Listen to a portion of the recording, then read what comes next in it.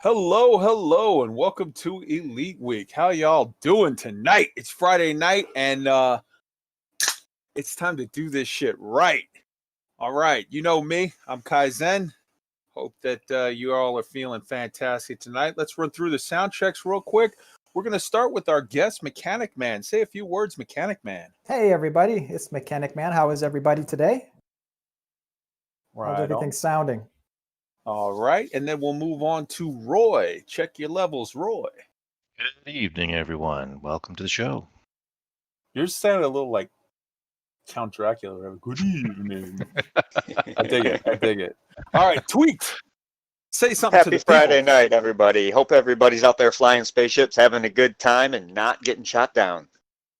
Right on, right on. And Arson Cross on the tech. Do a little talking, Arson. Hello, everybody. It's good to be here, as usual. I don't know if I'm going to try to say anything new tonight, but I'm going to string this along for another sentence or so if I can. I think that'll do. Beautiful. All right, so now everybody's heard everybody's sound levels. You guys are on like a 20-second delay or so, so just type in there if anybody was low or high or if it was more or less okay.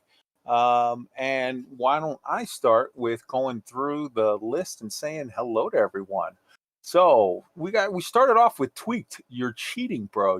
You're tweeting from inside the house. We got Commander Single Malt Scotty 07 to you, sir. We got Abel Airy. Hey, brother. We got Yunisaka Shiro in the flesh. She's here to hear the rest of her stories. We've got Nolan Sester. We've got Wintermute. Hello, hello, sir. We got Roy Cookson. Another cheater. You're on the cast. Arson. Cheater. Mechanic Man. Jesus Christ, y'all. We got Joshua Lopez with message retracted and then a salute. So that first salute must have been the one finger variety. We got Cosmic Lugia who said, yo, Tweaked, it's dim. Tweaked, you know a dim? Because dim is here. We got welcome to the party, yo. We got some dim. Never mind. Nolan Sester says, good for the sounds. All right. That English gent, hello. Galaga Champ, hello. Nolan Sester again. Cosmic Lugia. Nolan Sester playing Unicorn. All right. So we're hearing sound levels are good. Tweaked. A little static. Tweaked. Talk a little more. Hey, everybody. Any static this time? How's it sound? I think, yeah, it sounded good to me. I didn't hear any static. You're not going to. He was hitting red line. In fact, I'm realizing I'm hitting red line on mine, but I dropped him down just a little bit to avoid that. Beautiful. And we got Ryan Whalen. Ryan sneak peeked at our show notes, so he's banned. He's not allowed to talk anymore until after. You cheater. We got Broken Juan. Now serving Beta Strain Onion Head. Oh, get that from the Rare Vicious Brew Jailhouse and LFT 926. Yeah. We got how to get the government name off. What's up? All right, Josh. Yo, brother, we share the same government name. I'm a Lopez as well. So there you go. All right. I think we've run through everybody. Jerry Hughes. Hello. We've Tiger King. Yo. What's up? Did I get everybody? I got everybody. All right. So we've said all of our hellos. Let's get on with the show. All right. Dunkel Aura is here. Our moderator is here to keep all of you in line. And that was just a joke. Ryan's completely fine. All right. So we're going to go ahead and start with the previously on and the podcast intro. So Arson, kill the mics and start the show. Previously on Elite Week. We're still pioneers. We've barely begun. Our greatest accomplishments cannot be behind us because our destiny lies above us. Last night, Darth Vader came down from planet Vulcan and told me that if I didn't take Lorraine out, that he'd melt my brain. Meet me at Hangar 3-5 in half an hour. Bring 2 speeder bikes and give me the tracking fob. Man, reincarnation must be real because no one can get that stupid in just one lifetime.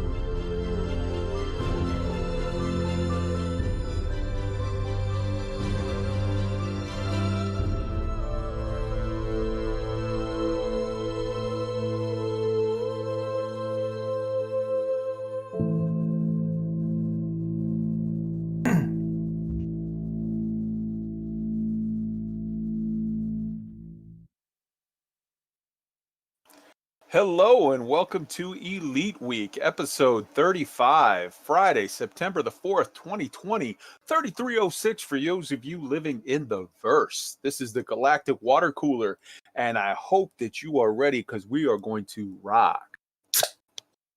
I'm Kai Zen, your host on this drunken little tour, along with Roy Cookson. Say hello, sir.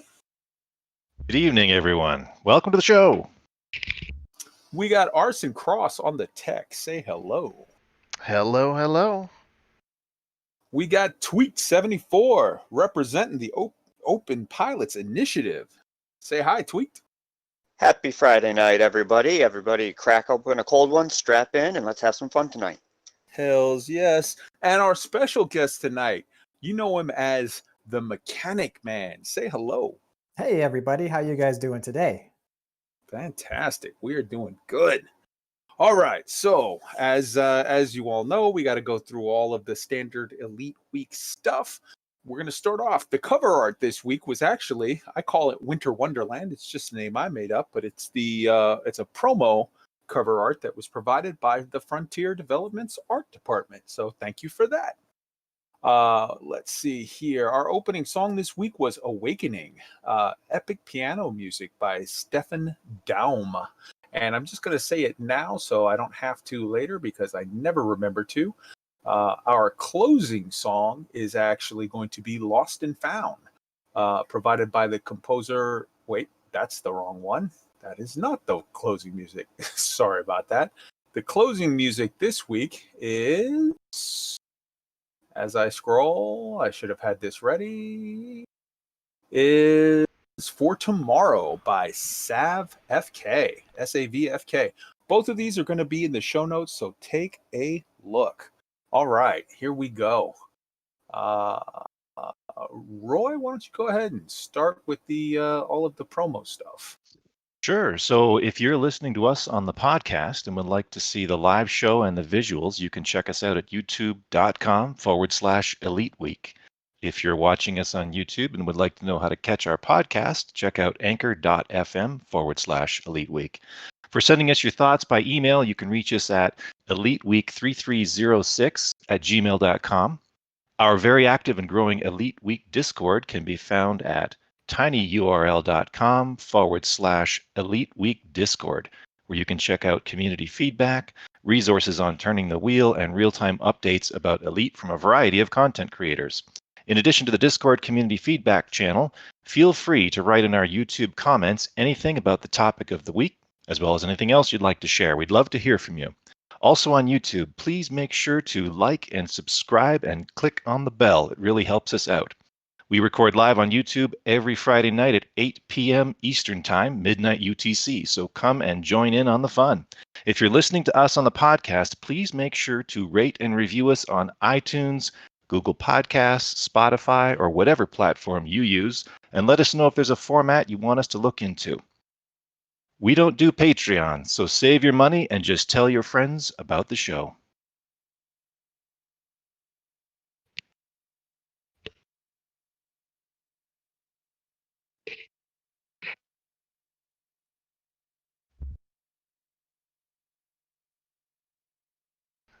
Kai. Back to you, Oh. Kai. Sorry, it works better if I take my mute off. So let's start with the Galnet watch. The last post was Vitadine Nanomeds in June 9th, 3306, which was 77 days ago today. Soon, TM. Keep watching. Also, we want to give a big shout out to Dr. K. Ross, who is in recovery post-procedure, and she seems to be doing well based off of tweets and the stream, the little thing that she did about, recovering and yada, yada. Our hearts go out to you, Dr. K. We love you, and we hope that you're soon completely on the mend and feeling great. And so just wanted to give a little shout out there. All right, let's start right off with our guest interview with the Mechanic Man. Hello. Hello. How are you guys doing today? Great. So first off, people can find your YouTube channel at youtube.com/Mechanic Man. That's correct. I first became aware of you a while back on some of your older videos, and then you sort of took a little bit of a break, and then you came back with a big splash at the contest that Frontier did a while back, a couple months back, with fleet carriers. And for those who remember the winning entry on that video, where it was like, I love this job, I guess I'm gonna do this, I'm gonna go ahead and be a mechanic on this fleet carrier, and like, oh shit, I hate this job, my boots don't work and they're throwing me in these work conditions. That's this guy. This guy makes awesome videos, and I think a lot of people saw that video. A lot of newer people to Elite saw that video, but don't know about your older content. So why don't you tell us a little bit about how you came to Elite and how you started making content, and some of your favorite videos other than that one that everyone saw, you know, a month or two ago. Of course. Yeah, no, I started playing Elite back in 2016. It was probably, gosh, May or June or so. I bought it in April. But I decided, you know, kind of right at the beginning that I wanted to be a VR only commander. So I actually had the game for 3 or 4 months, refused to play it until my Vive showed up. I was like a first, you know, the first wave of people that were getting that very first HTC Vive, and I was just holding on and waiting to get that. You know, I'd actually played a little bit of the original Elite back on the Commodore 64. I was a little bit young for it, but I still remembered a little bit of it. I followed the Kickstarter when Elite Dangerous came out, kind of forgot about it for a long time, and then kind of just popped back up on the radar for myself. And I said, you know, I decided, you know, look, the HTC Vive is coming out, Elite is there, they're talking about VR support. I want to live in that ship. I don't want to play Pancake ever. And I kind of just forced myself to be a VR only commander from that point on. And got into it and kind of realized that, you know, the first thing that I really noticed about Elite, the game is great, but all the people around it have been so fantastic since the very, very beginning, and all the content creators and all the people who get involved with it. And I kind of decided I wanted to do a little bit of something like that too. And I was just trying to think of something that would be a neat, you know, kind of a neat draw. And I thought, you know, what do I like to see on YouTube? What would be cool for other people too? And I'm like, I like those videos that it's just some nobody showing you how to fix something on a car. You don't have that 30-second intro. You don't have that, you know, smash that like button and, you know, hit subscribe. And, you know, it's just some guy who's like, this is how you fix, you know, this is how you replace an alternator on a 1984 Honda Civic. You do it like this and it's done. The video's over. And I kind of tried to, you know, why don't I do that in Elite? I dig it. I dig it a lot. And I think we sort of ride that line. We have a little bit of polish to our system, but there's a whole hell of a lot of just, we are who we are. We're just a bunch of space nerds that love to play this video game. That's all it is. And I just wanted to have a way to celebrate that a little bit. So, you know, what is it like in the life of a guy who fixes your ships when you come in? What happens when you go in there and hit that repair button in the background? You got all these people doing something, and this is a little bit of that view on the inside. Absolutely. All right. So that's sort of where your content started from. And then, like I said, you made content like that. You took a little bit of a break, then you came back, and this recent sort of VR magnum opus for the Frontier fleet carrier contest or whatever, which, unless I'm mistaken, you still haven't gotten your HOTAS, huh? I am, Bruce, if you're listening, I am still waiting, but I understand if you do not have it yet, there is a huge shortage on HOTAS supply right now, so I get it if that's the case. So, you know, I'm okay. But, you know, don't forget about you. Don't forget me. All right. So what are you what's next for the Mechanic Man? What's on the horizon? Or do you just sort of waiting for the next sort of thing to strike you? Because I know that you've been dipping your toes and getting into the whole Twitch community thing. I've been hanging out in Twitch lately. People have probably seen me in chat a little bit. I've just, you know, kind of gotten enamored with Twitch a little bit lately. I've completely never been there at all. I didn't know about any of the communities. I knew they were there, but I hadn't, you know, experienced it at all. And so now I'm just there and kind of seeing what it's all like. I'm like, this is really awesome. I'm getting to experience it like for the first time right now. And I'm kind of just enamored with the whole thing. I'm watching Enterprises stream a whole bunch right now. I love his production values. He's got the whole, like, you know, marketing production feel behind it. He's got all that part down. He's doing a great job on there. Everybody else, Mal for the Win is awesome. Everybody who I've been watching has been fantastic. So I'm in that like honeymoon period with Twitch right now. I'm like, this is so cool. I'm just sitting in the chat watching people. This is my first time doing that. It's so cool. Beautiful. I dig it. Yeah. All right. Well, definitely stay with us. Strap in. We're about to go on a sort of drunken, stumbling, fumbling, bumbling tour through the galaxy. So stay with us and tell us what you think. All right. So let's get things started off with the Dark Wheel update. So as I told you we would, we expanded out of Enyanwu. We landed in LTT 5455, and immediately we had an invasion war. We swept it 4-0. Then the next day, it was literally one day out of war because there's a cooldown period, and then the next day we initiated our war for second place.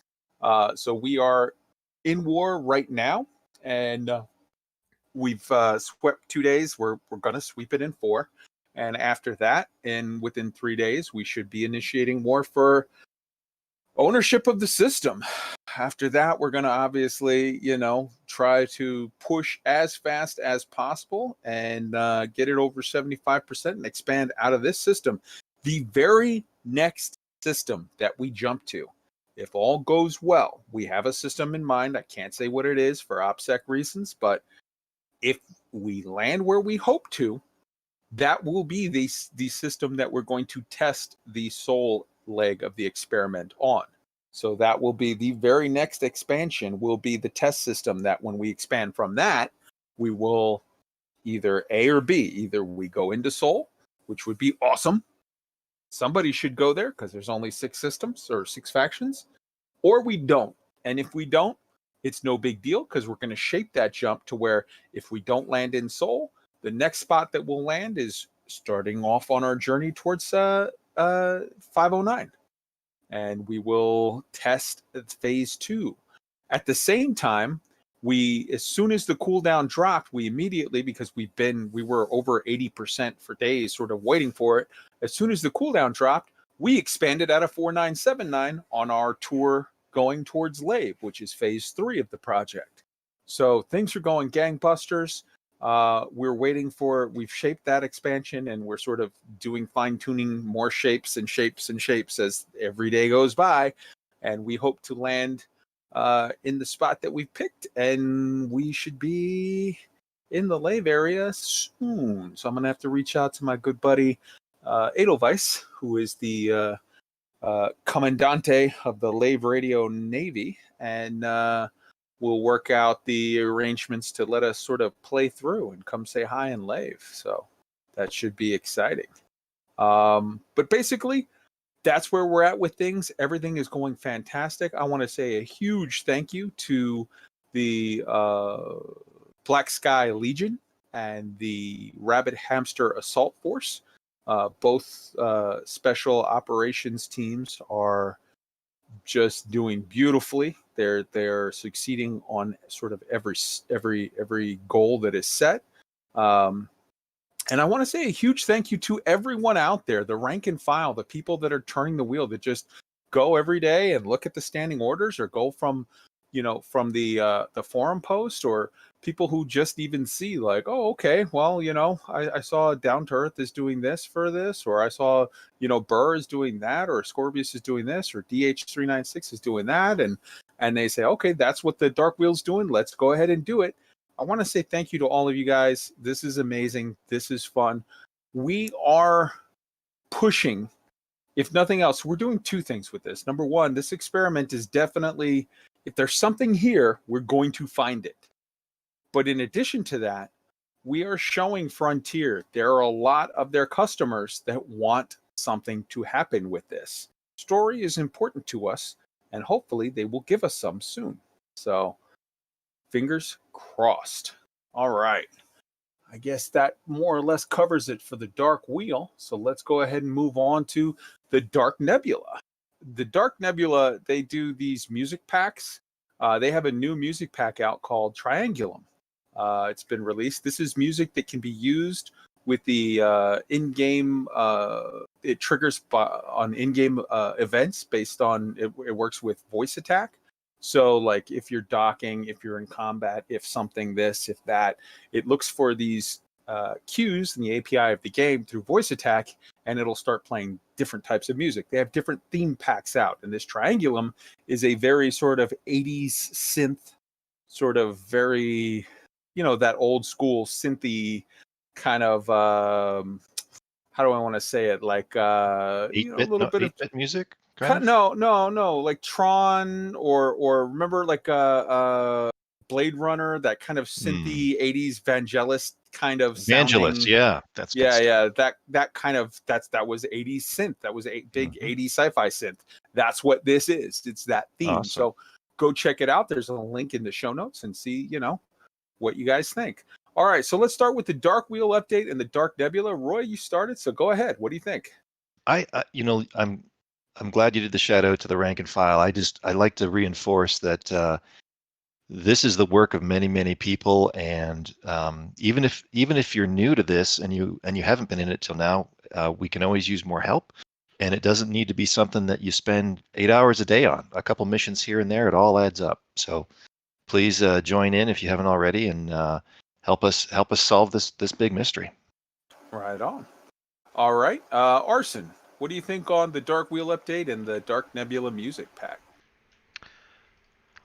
I have not looked at the music pack, but as far as the Dark Wheel is concerned, I am excited as usual. Definitely also proud and very much appreciative for the work that's being put in, and I'm very much looking forward to our next trade-capable base in LTT 5499 so that my fleet carrier commanders can hit it. 5455. But Oops. Yes, absolutely. No worries though. Just for those that are not aware, Arson is the sort of commander of our carrier ops wing.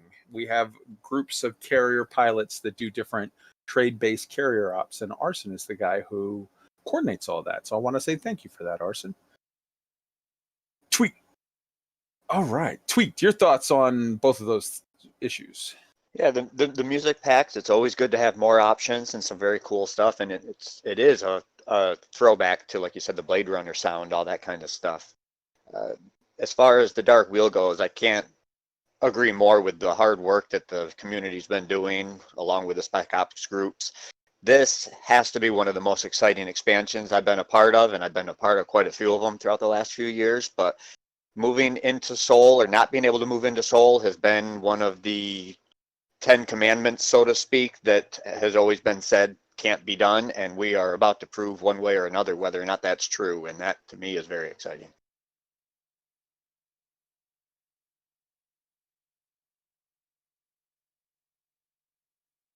You muted again? Yes, it may very well be that it can't be done, but we will not know until we try. That's right. All right, Mechanic Man, your thoughts?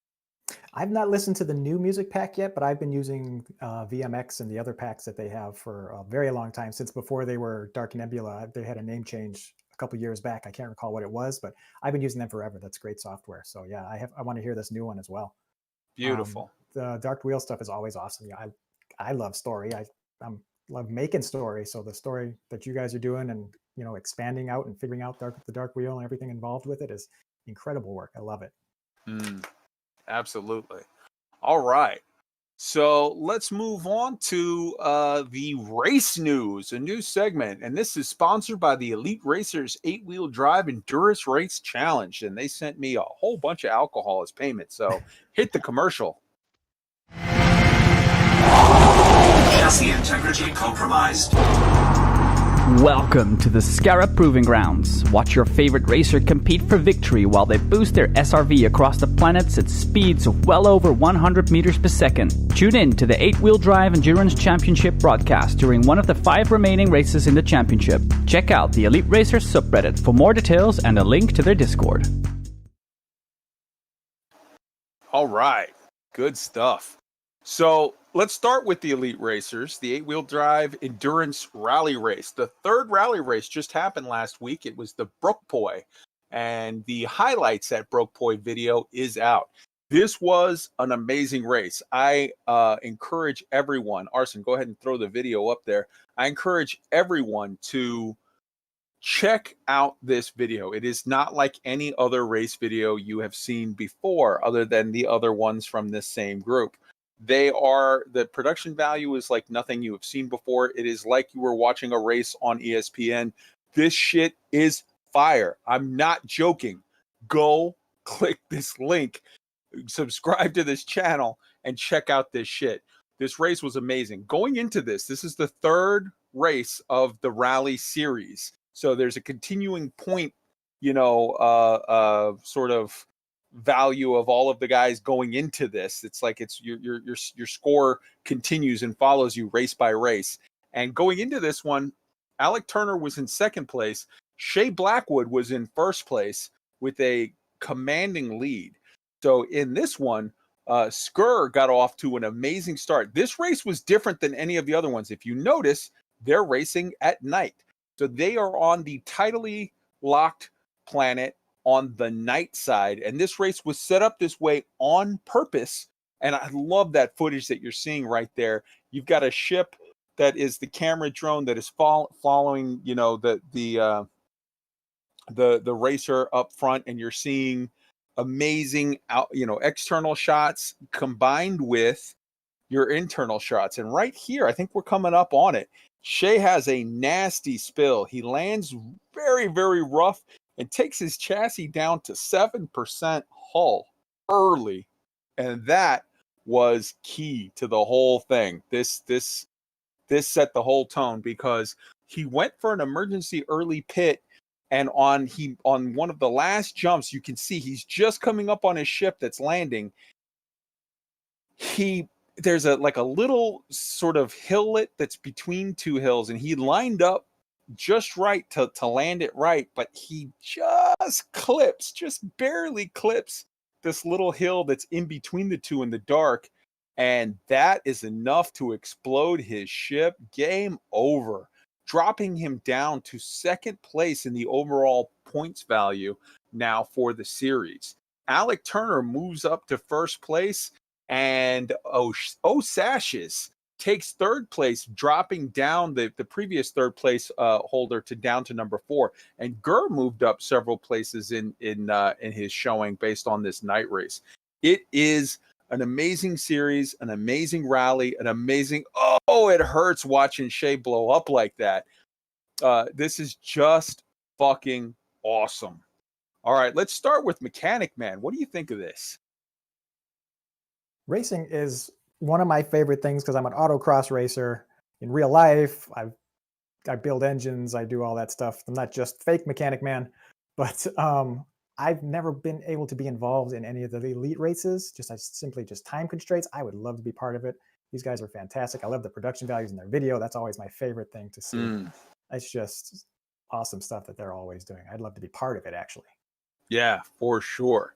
All right, Roy, what do you think? Yeah, I'll just echo all this, and not to belabor it, but this is genuinely exciting and suspenseful to watch. It's high speed. It's got a great commentary. Stuff blows up. It's a great video. And let me tell you something. This series has pathos. It has fucking I could not give a fuck about NASCAR, about a bunch of rednecks going slightly left for 8 hours. But this, when you watch this and you see that going into this series, SHAYE had the lead and Alec takes it here, and the overall story week to week that goes on, because these races happen every 2 weeks, and it's a continuation of it's like when you watch a great when you're following your team to the Super Bowl, and you see how this week they're up, next week they're down, and you're just watching the story unfold over the season. This is incredible. Tweaked. Yeah, well, I echo everything Roy just said, but the production value of the videos are just through the roof good. It really adds to the excitement, and to watch things blow up and the up and down of the standings and everything. This is really good stuff. Most people don't even know this is happening out there.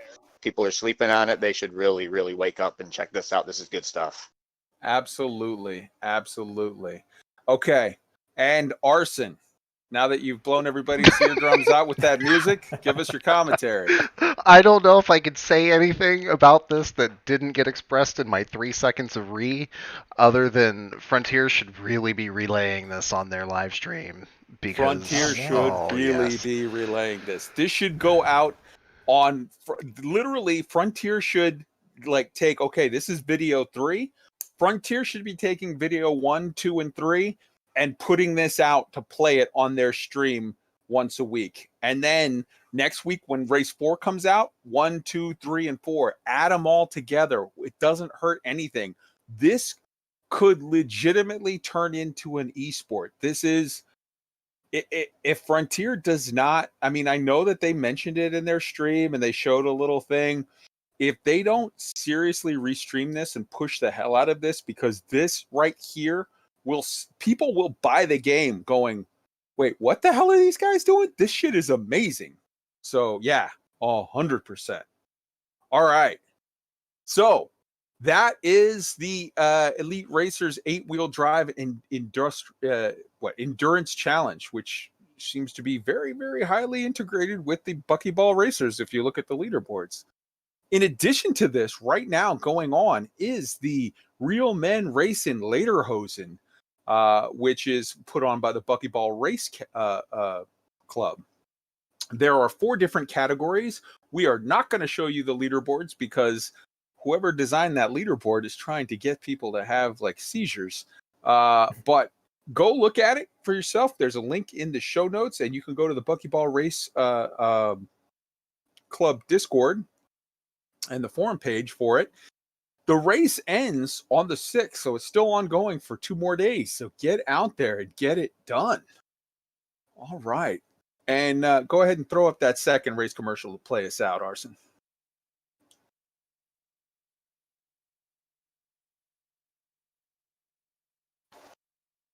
Or not. We'll go to the next thing. All right.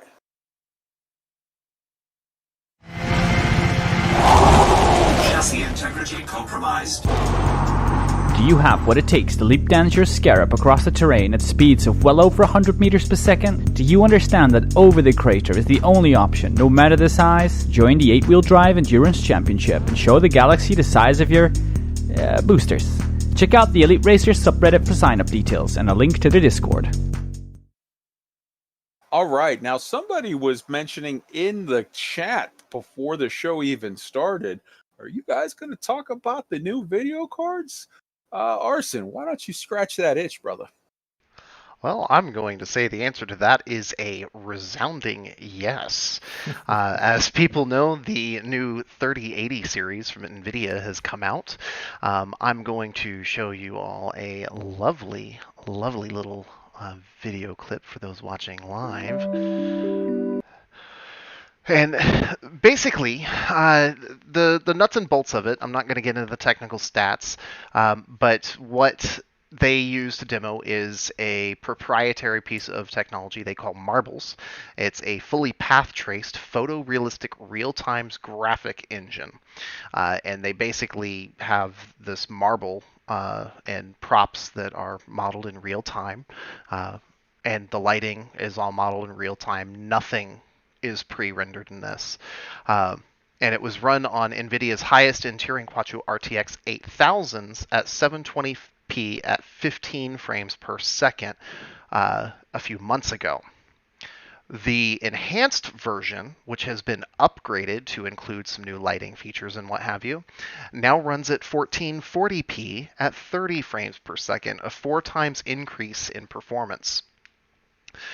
Some of the YouTubers out there that have already started doing analyses of these cards are basically saying it is a straight double in performance over the 2080 RTX series.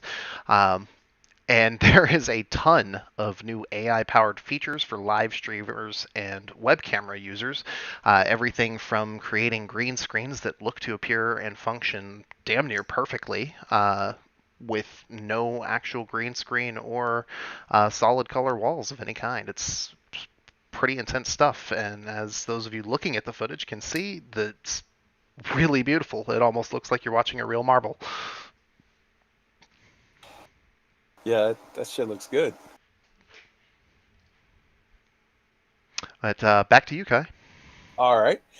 So a couple things. My understanding on these: number one, this stuff is coming out on the 17th. Number two, there was some kind of arrangement made, and the aftermarket, or at least some of the aftermarket, I think the EVGA or whatever, those ones are coming out day of. They're going to drop on the 17th as well, and people are trying to figure out who's getting advanced access to what. You got the 3070s, the 3080s, the 3090s, the 3070 Ti's, and I think the 3080, the 3070 Ti's are supposed to be dropping early, and the 3080 Ti's are supposed to be dropping soon. TM, and the and nobody know, like, you know, the 90s, that's whatever, but like the 3090s are like $1,500. Yeah. The 3090s are basically, I think, the new Titans. I think they renamed the Titan to the 3090. I almost kind of wanted to get it at that point. I was like, oh, I want this 3090. It's top of the line. And then I realized, oh, wait, that's just the Titan, and it's $1,500. Yeah, that explains why it's so expensive. So yeah. I'm waiting for the 3080 Ti personally. Yeah, 100%. I think 3080 Ti is going to be, I think 3070 Ti is going to be like, if the 3070 is 700, the 3070 Ti I think is going to be somewhere around the, you know, like another $50-$60, and it's going to be dropping very, very soon, to no pre-orders obviously, but very, very, very soon, if not same day, because they made some kind of a special deal. 3080 Ti, that one you're going to drop an extra, you know, whatever, 150 whatever bucks on, but you know, that one is, you're going to wait up maybe a month or two before those are out and about. But in the end, the fact of the matter is it's time, you know, it's coming. This month, it's when it starts. And over the next, I would say two to 3 months is going to be a very good time to update your graphics card, if not your whole rig, depending on what your situation is. In these COVID days, there's a lot of people that are like, yo, that's not really a possibility, but whatever. Roy, what do you think about all this? Well, I think I'm pleased to see at least the initial benchmarks that we've seen so far. It's impressive, and I'm glad to see the prices on the mid and lower tier, reachable. And I think it's going to be good competition in the whole market as well. So yeah, the mid to lower tier is better than the best tier now, which is crazy. Yeah, it's not. It's like when they did the 900 to the 1000 jump. It was not. It's not like the difference between the 1070s to the 2070s. It's markedly and now obviously you have to take everything with a grain of salt. And I want to see more benchmarks, and I want to see more whatever. But this is a big jump forward. This is more than your regular jump. Yeah, I'm still running 10 series, and I held out on the 20. I'm glad to see that this is the jump that it is. So it's worth the upgrade now. Hells sure. Yes, I'm doing the same. I'm going to be jumping up here in the next couple of weeks. I've had the money set aside. I've literally had a couple grand set aside for this, but my computer guy was like, "You cannot buy right now. I'm not letting you.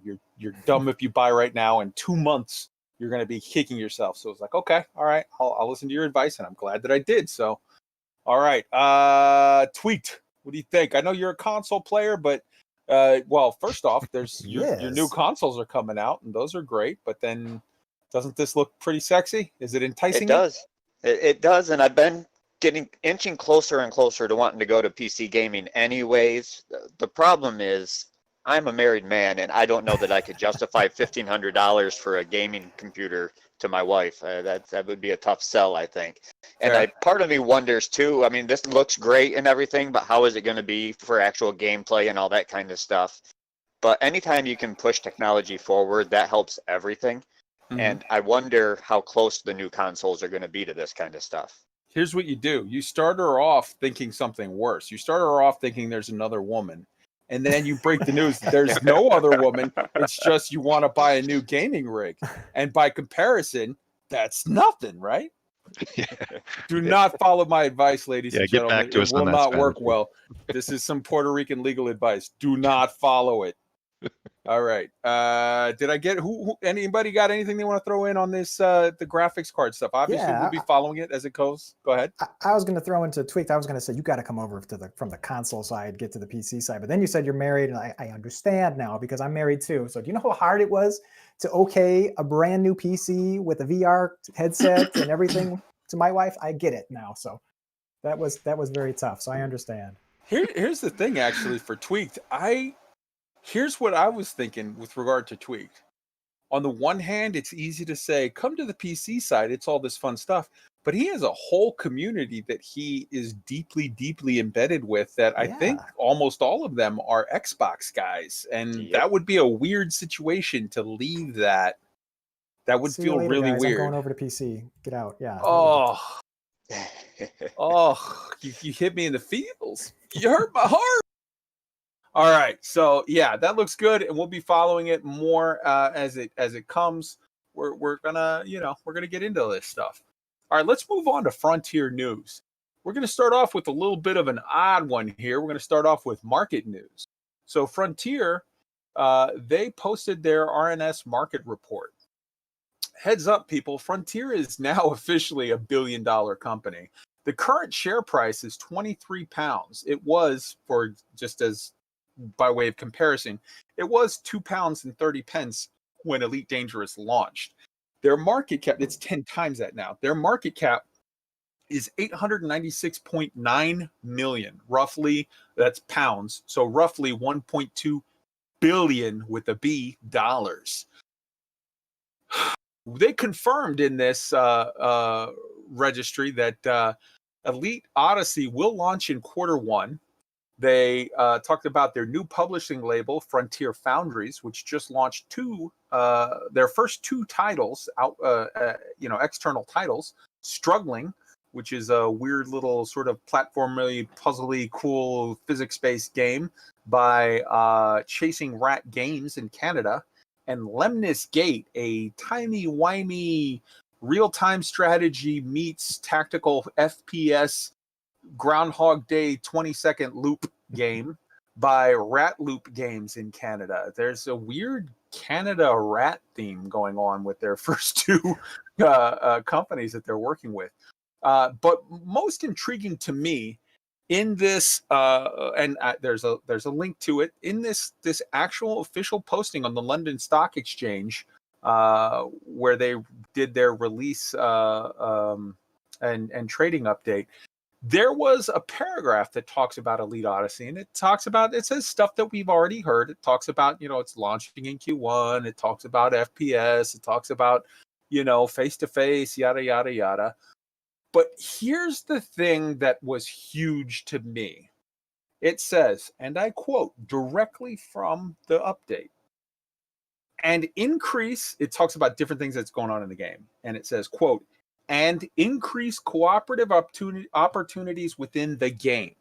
Now, this is huge for them to throw. It's so huge that they threw it into the trading report.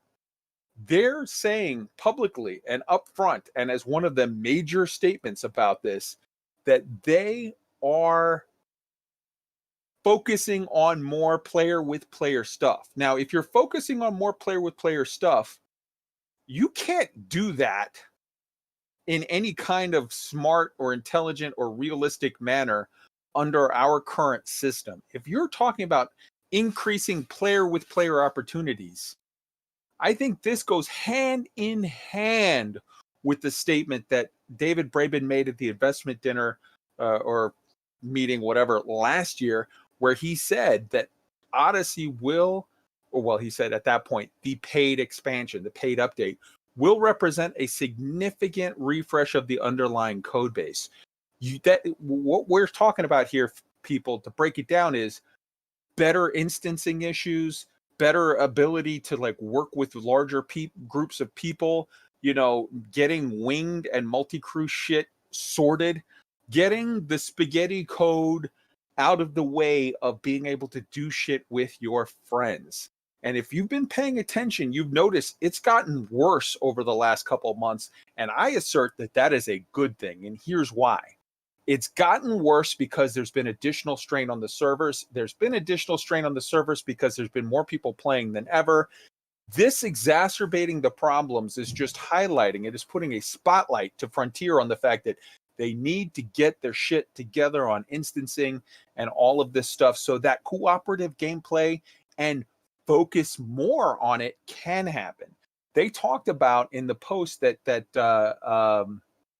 Tim made after the initial Odyssey teaser trailer, they talked about combined operations. So people in scooters, along with people on foot, along with people in ships, all working together in a sort of raid style. If anybody remembers the old World of Warcraft raid where you went into the Therian's lair and you had guys that were working the mind control thing and guys that were running around, and you have like different teams coordinated to work on one sort of problem from different angles all at once.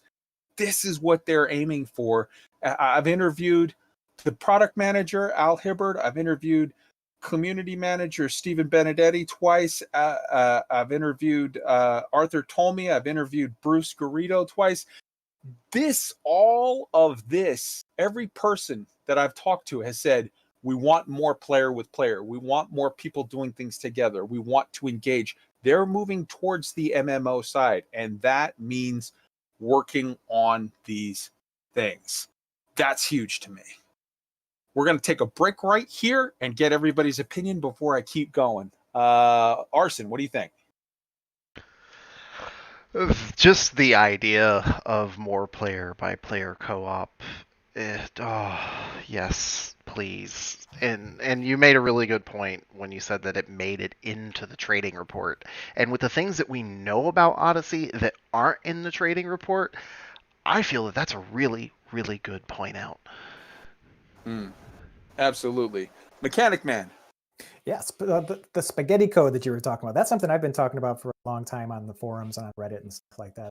I never would disparage a dev or anything like that, but you can just feel it sometimes that, you started out in Kickstarter and like, let's get this game as best we can. And a lot of things were probably hard coded and not set up the way they should have been. And you can kind of feel those, buildings on top of buildings on top of buildings and certain things, especially pieces of the cockpit and stuff like that. So I was really, really happy to see that they had mentioned that they're finally going to refresh the code base. And my personal theory is that I think that's kind of where they've been the last several months, since we've kind of everybody's been feeling that things haven't been getting updated or maintained as well sometimes, they think. But I think everybody's been working on that refresh, and I think it's going to really pay off in the end. So I'm really excited for what that's going to bring. Right on. Roy, and then Tweaked.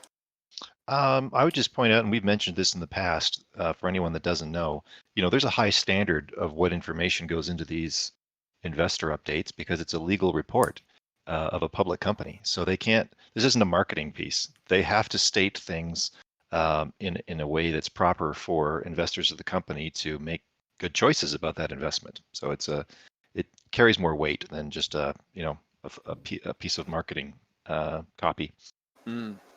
All right, and Tweaked. Yeah, that echo what Roy said there, but I would also say, like you were saying, to hear that code, that was referenced very early on in Odyssey, that it was going to be a code refresh is what they called it back then. And to hear what they're saying with it now just confirms more of the same. And that is desperately needed. I think that's going to erase a lot of problems, not just instancing, but winging up with people, which is kind of instancing, multi-crew problems, multi-crew in wings possibly could become a thing, all kinds of different things that redoing the code could fix.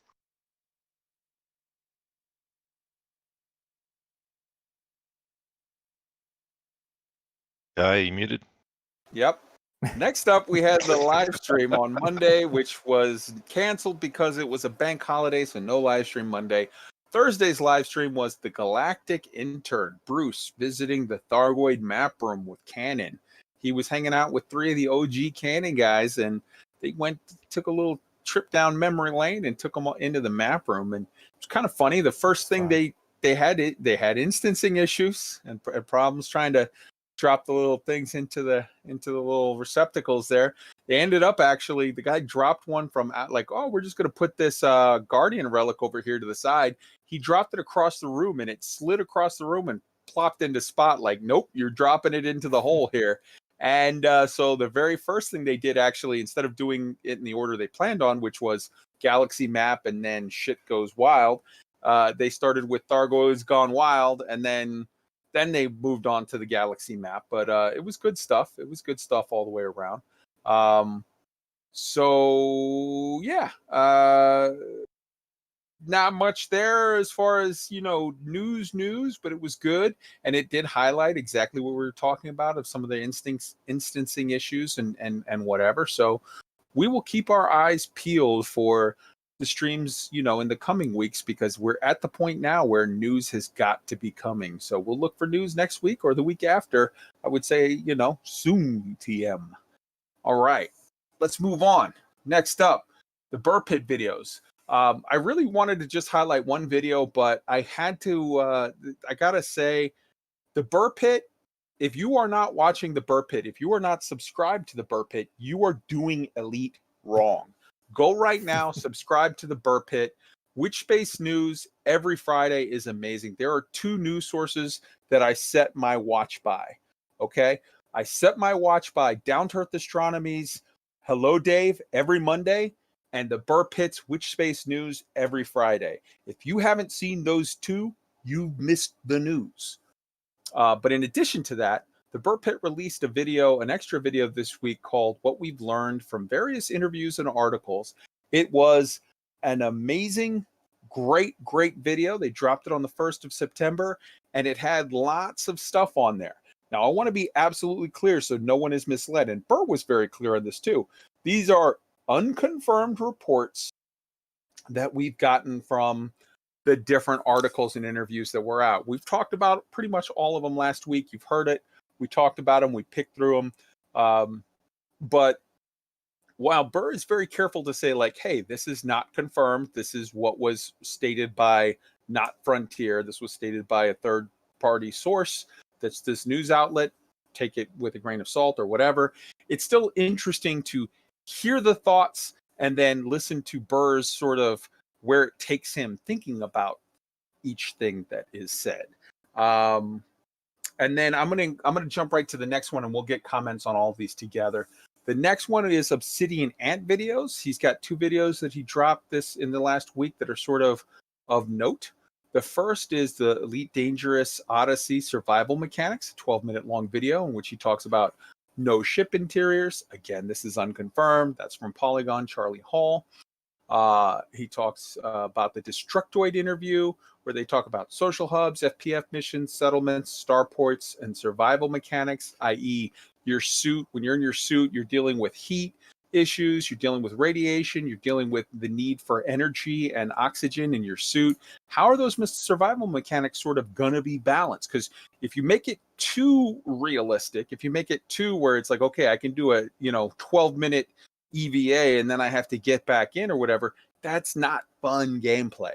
But if you make it too easy, like I can just log out overnight sitting on a rock in the middle of whatever, that's too far the other way. So where exactly do you put the balance on all of this? Super interesting. Then he talks about there's a reference to that tweet. Now, this tweet is now marked private. Go ahead and throw it up on the screen, Arson. But this was a tweet by one of the investors from the get-together last year. And this is the one where I talked about the underlying code refresh. The tweet is now marked private, but we have a picture of it from before it was marked as private, which should be up on the screen, hopefully. All right. And then, okay. With the delay, I can't tell. So then there's the series of updates, as opposed to there's a thought that it seems like, based on some of the stuff that we're hearing from Frontier, where they're saying, this will not be in at launch. We're working on this, but this might not be in at launch. We're hearing on 2 or 3 things. And to be clear, when I'm talking about virtual reality support, where I'm talking about walking around, by the way.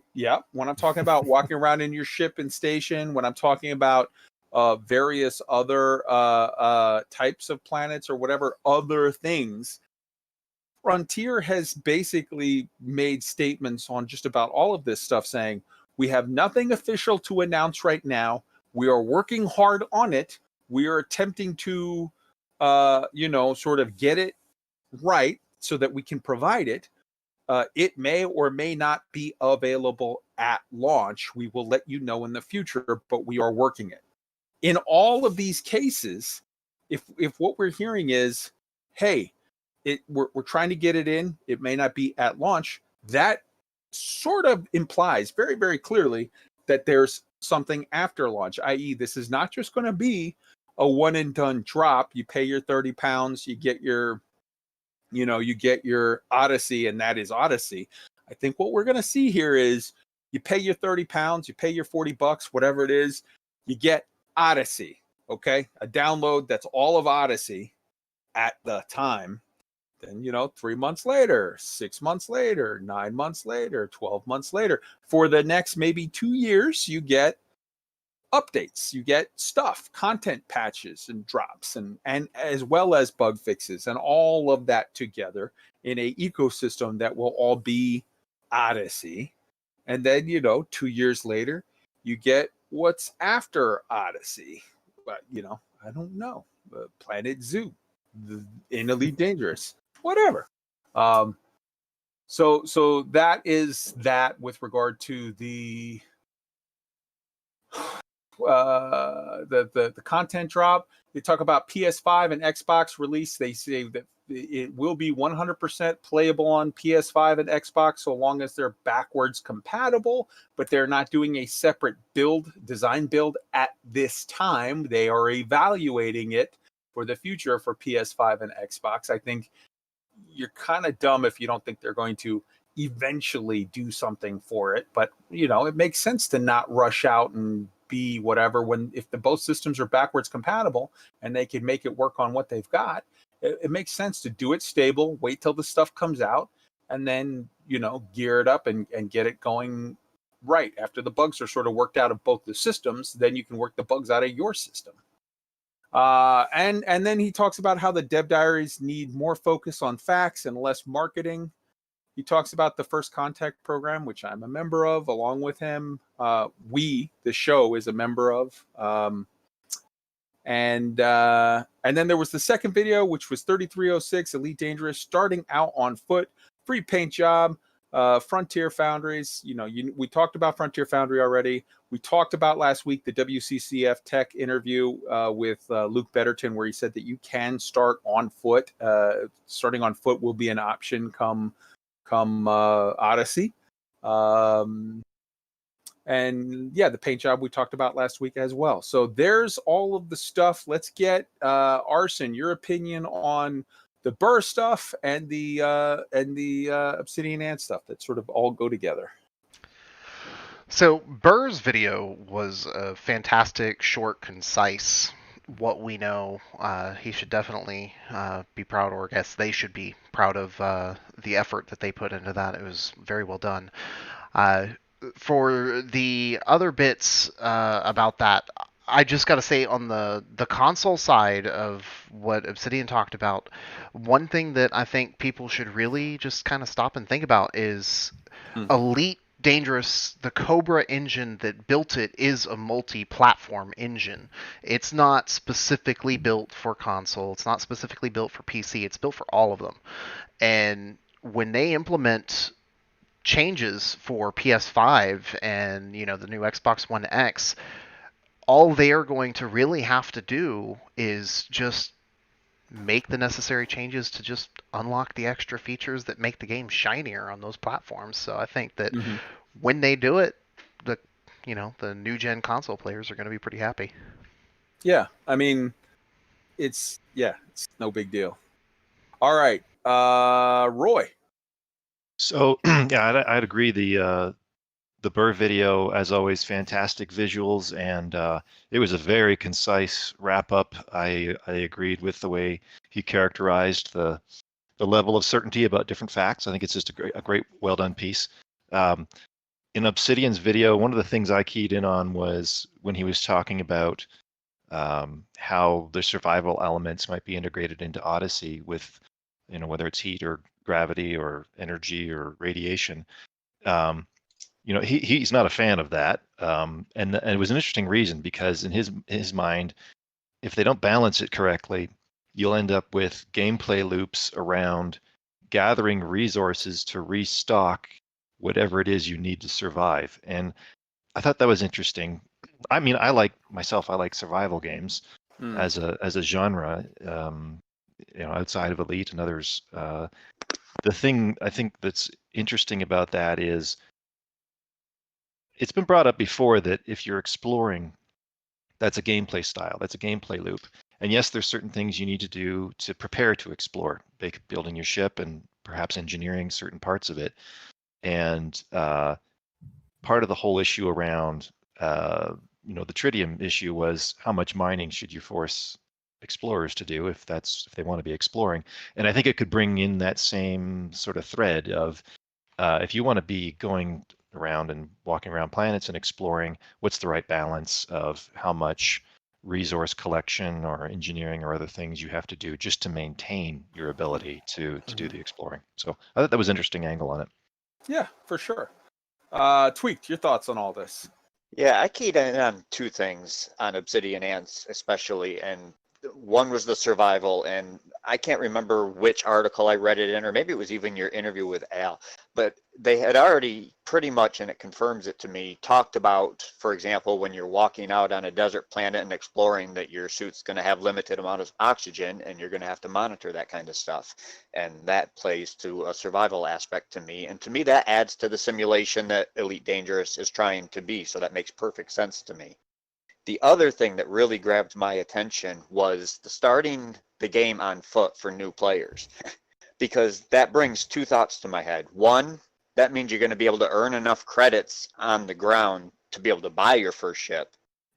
And two, if you do buy your first ship, every science fiction movie or game, one of the best.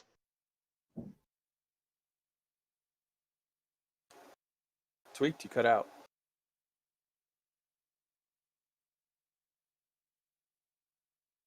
Yeah, I think we just lost Tweaked. We lost him. Hello? He's showing solid open mic. It's not sure what's going on there. All right, we're gonna have to move on. Tweak, Yeah. drop Discord, and come back. Something's going wrong with your Discord, brother. Dark Hand.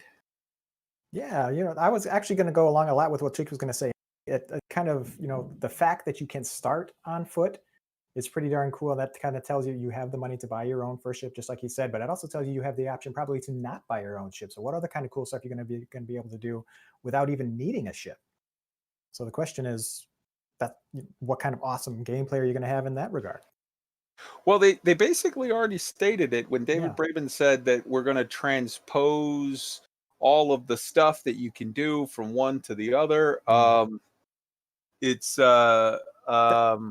I'm sorry, I said I referred to you as Dark Hand. Just that's confusing for people. That is your commander name. My commander name, by the way. Mechanic Man is who we're referring to you as, because that's where your content creation is. Sorry about that. Okay, no problem at all. Yeah, it's just that Obsidian's Kay was kind of worried about those survival aspects too. And again, like Cheek was saying, that we kind of already have that. You have to monitor your oxygen, when you're in your suit. Well, you have to monitor your fuel when you're in your ship too. So I mean, these are things we're already used to. It's just displaying them in a different way.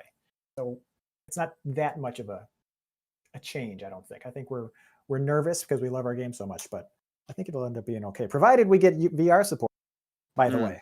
Because as a VR only player, it does not exist for me until we get that here. I don't get that everybody's saying, multiple people are saying from this article, well, if you're starting on foot, that means that you have to be able to earn enough money to buy a ship just on foot. And I don't get that for several reasons. Number one, it's the newest content. So obviously the pay rate is going to be commensurate with things that you can do in ships, because otherwise you wouldn't be doing it. And they want you to play the new thing. So whenever a company puts out a new expansion, the highest paying, the best, the most lucrative, the new stuff, the new is the stuff that they want to highlight. So obviously, A, the money's going to be there, but B, the entire premise, I think, is false. And you say, well, if you're starting on foot, then that means you don't have a ship. No, it doesn't. You could literally start like all the rest of us, but instead of starting in that LHS, whatever the hell, of like you're in the baby system and it's going to walk you through, you could start in on the planet in that system with your Sidewinder in the hangar. Yeah. Your Sidewinder is in the hangar, and they tell you have to do, your Sidewinder is there ready for you. You own it already, but you have to do these sort of 5 missions to unlock the orders, your transfer orders to go for your space training at that system. So first do these 5 missions. After you do them, that unlocks your garage where you can now get into your fleet, or not fleet carrier, your Sidewinder that you already own, and fly up to the local space station where you report for duty to start your training missions with that new player, the shit that they did back in September where they did ARCs and the new player experience. It'll just be, you have to check these 5 boxes before you can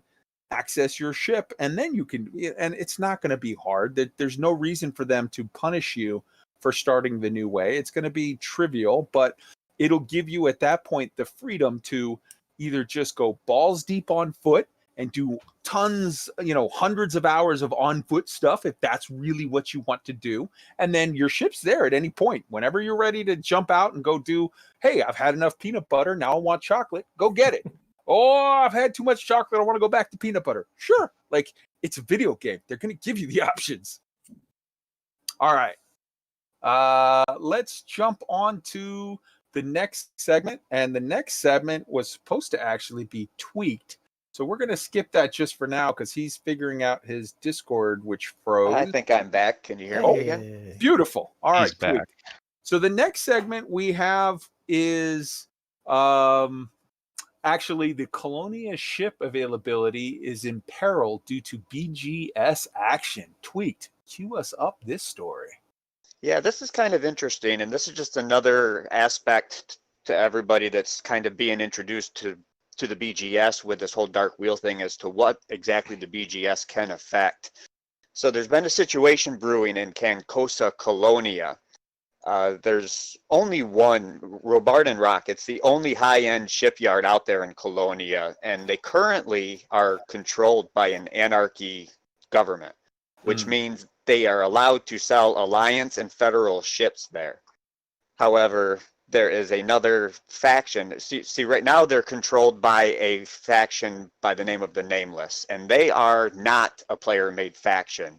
What they are is an NPC faction that a group of players are using like a proxy faction. So it's actual commanders affecting them, but they're not a player-made faction, if that makes sense. There is a player-made faction that is an independent faction that has started to challenge for control of that system. There's a war going on out there, and if they win it, they're going to lose those ships. So just to clarify real quick, sorry to interrupt, but it's the system name is Carcosa. So Carcosa, that's right. Yeah, yep. Yeah. Go ahead. Yep, but with this war happening, if the Explorers Nation, which is the other faction, the PMF, they're an independent faction. If they win the war, they will gain control of the system, which then will make it not an anarchy system, which means they will lose those Alliance and Federal ships.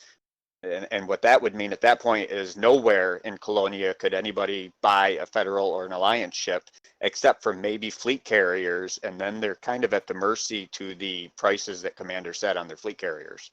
That'll be interesting because I don't think we have, I don't know yet. We have to see how that would work, because it might be that the fleet carriers have the ability to sell it, or it might be that they don't. We really don't know.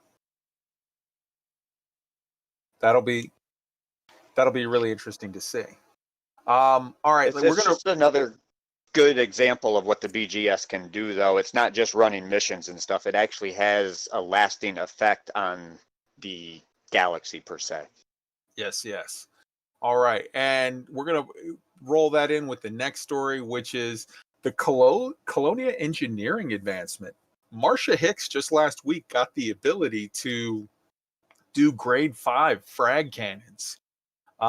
So just to sort of give you guys a breakdown of what we're talking about here, all of the engineers that were released in the bubble were released with, these are their set stats. This is what they can do.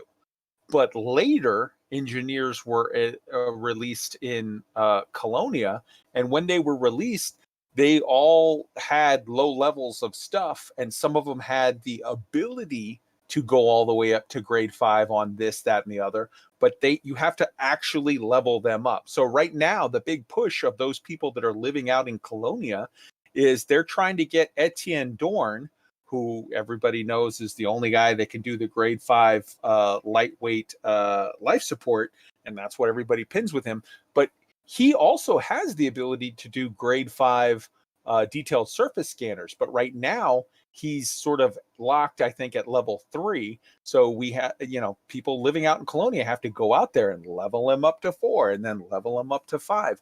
And that's an interesting sort of mechanic that I really, really dig. And I kind of like the idea of the new engineers, because you're nuts if you don't think we're getting new engineers for Pew Pew and new engineers for your boots and new engineers for your rocket packet and your armor and new engineers for your different types of SRVs that are coming. I would really like those to follow the Colonia sort of thing of, okay, man, they're all at level 1. Go out there and level them up. That would be awesome. So, all right. This is the Colonia news section. Let's start with Mechanic Man. Your thoughts on the weird BGS affecting the ability to get some ships and the recent leveling up of the engineer out there. My comment is more generic about the BGS in general. I think that's like, when you come down to it, the BGS is kind of like the heart and soul of the game, and I don't think it gets enough visibility. Personally, I think everybody should be working on the BGS. That's the reason you do these little missions. That's the reason you do your combat, your conflict zones and all of that. I think that should be brought more to the forefront in the UI, in the game, in the lore and everything, because that's your reason for why you want to do everything. All these examples are just great examples of why you want that. And I think if we could make the BGS more visible to just the average standard player, make it a little easier for them to get into it and figure out why they're doing what they're doing, I think that would help the game tremendously, because it gives you a reason to do those things. I'm grinding whatever 1,000 times to get some credits, or I'm grinding 1,000 times to level up my engineer or something like that. You have a reason to do that grind, and suddenly it makes it less grindy. So I think the BGS being more in the forefront should be a huge thing. Tweaked, your thoughts? Yeah, I couldn't agree more. I've often said that the BGS is the lifeblood of Elite Dangerous. Everything you do in this game affects the BGS. It's just a matter of how much it affects it and whose BGS you're messing around with. Right on. The Colonia stuff is really interesting. Like I said, with the fleet carriers, it may or may not be a big deal. I don't know. And honestly, I don't know that the Explorers Nation is going to win it. It's up in the air. But I've seen this kind of stuff happen before, but never in a place like Colonia where there's one shipyard where you can get that stuff. And there's commanders, there's people that live out there. They never come to the bubble. So they kind of depend on that station out there. Right, upgrading the engineers, that is super cool. That is something new to me. I didn't know that was a thing, and I'm glad I haven't already gone out there. I'll be making my trip before long. Right on. Roy? Yeah, I would just say, BGS is actually the game. If you don't know anything about the BGS, then you're not actually playing the game. It's that important to what's going on in the game. It would be great if there was enough in the game to teach people enough about BGS so that when even if they don't want to mess with it, they would at least know that when they're going to different stations and doing different things, they may in fact be affecting things inadvertently. Exactly. And I think that happens a lot in high traffic systems where the BGS factions are trying to get things done, and it's just the random flow of regular traffic that's causing a lot of noise because people are just doing their thing and they're not realizing what they're impacting. I played for almost a year before I realized, oh, that's what the BGS is. Oh, okay. It took me forever to figure it out. So yeah, I think there's a ton of players out there like that. All right. So we're going to move on to two things that we're going to put together. These are two key guides that are both pinned on the Elite Week Discord as of today. So the first one is Commander EXIGEOUS put out Elite graphic settings in detail, a 26-minute long video.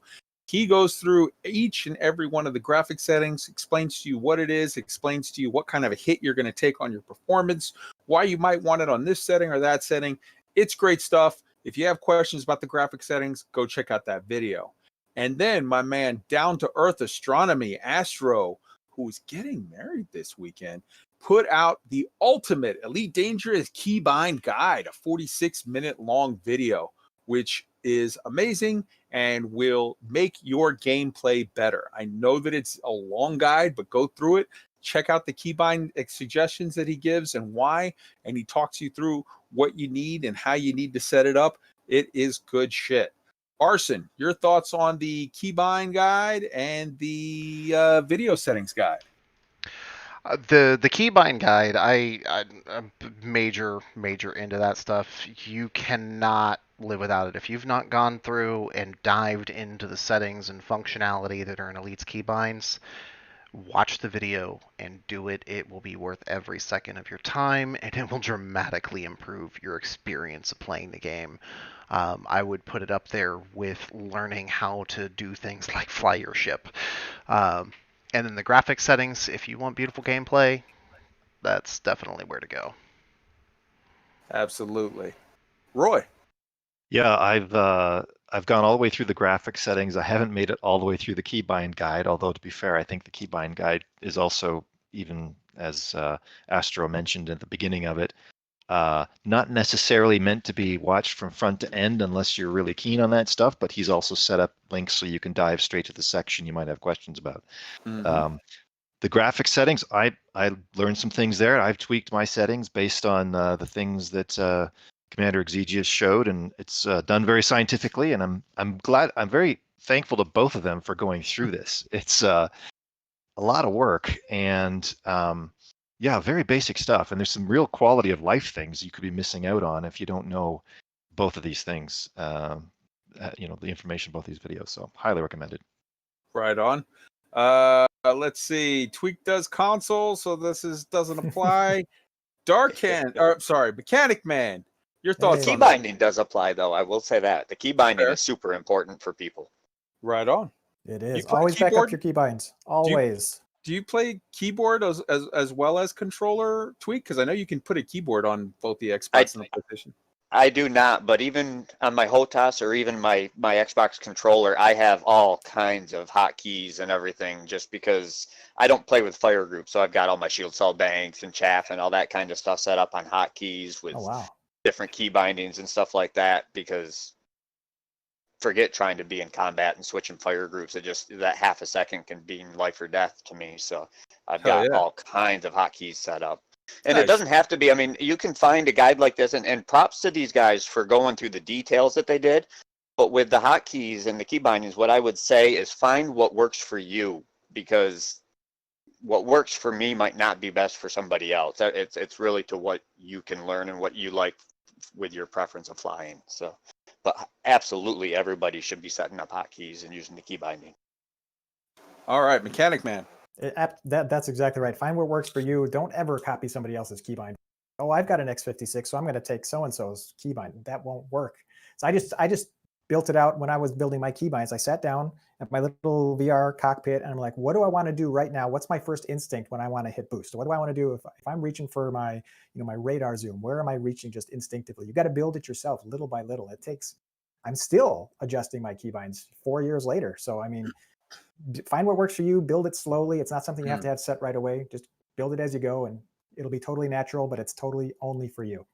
Good stuff. All right, moving on. We've got Roy's stories. It's time to hear the continuing stories of Yuna Sakashiro. Set it up, Arson.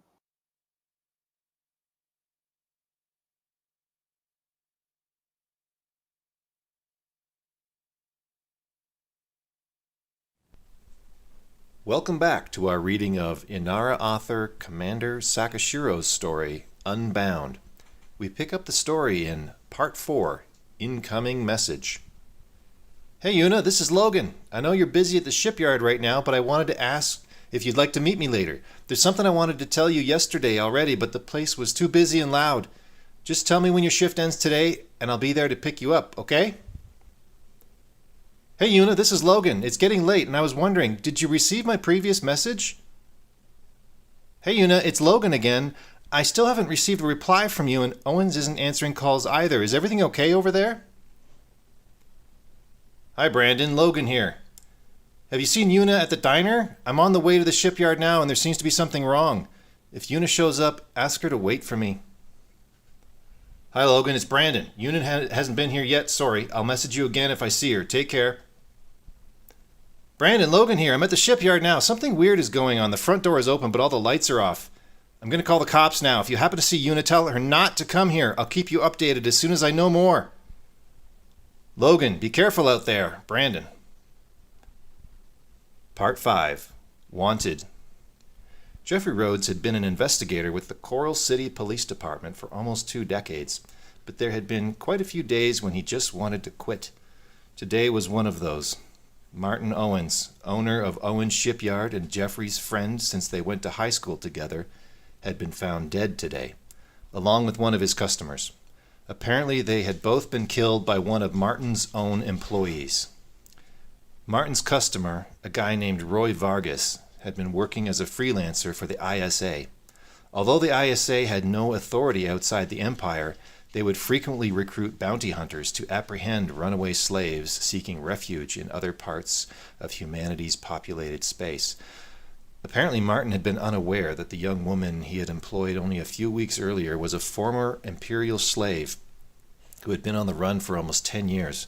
Surveillance camera footage from Landing Pad 6 showed Vargas as he followed the woman into a storage room. Owens was seen entering the same room shortly afterwards. Several minutes passed. Then the woman emerged from the room, this time wearing a respirator.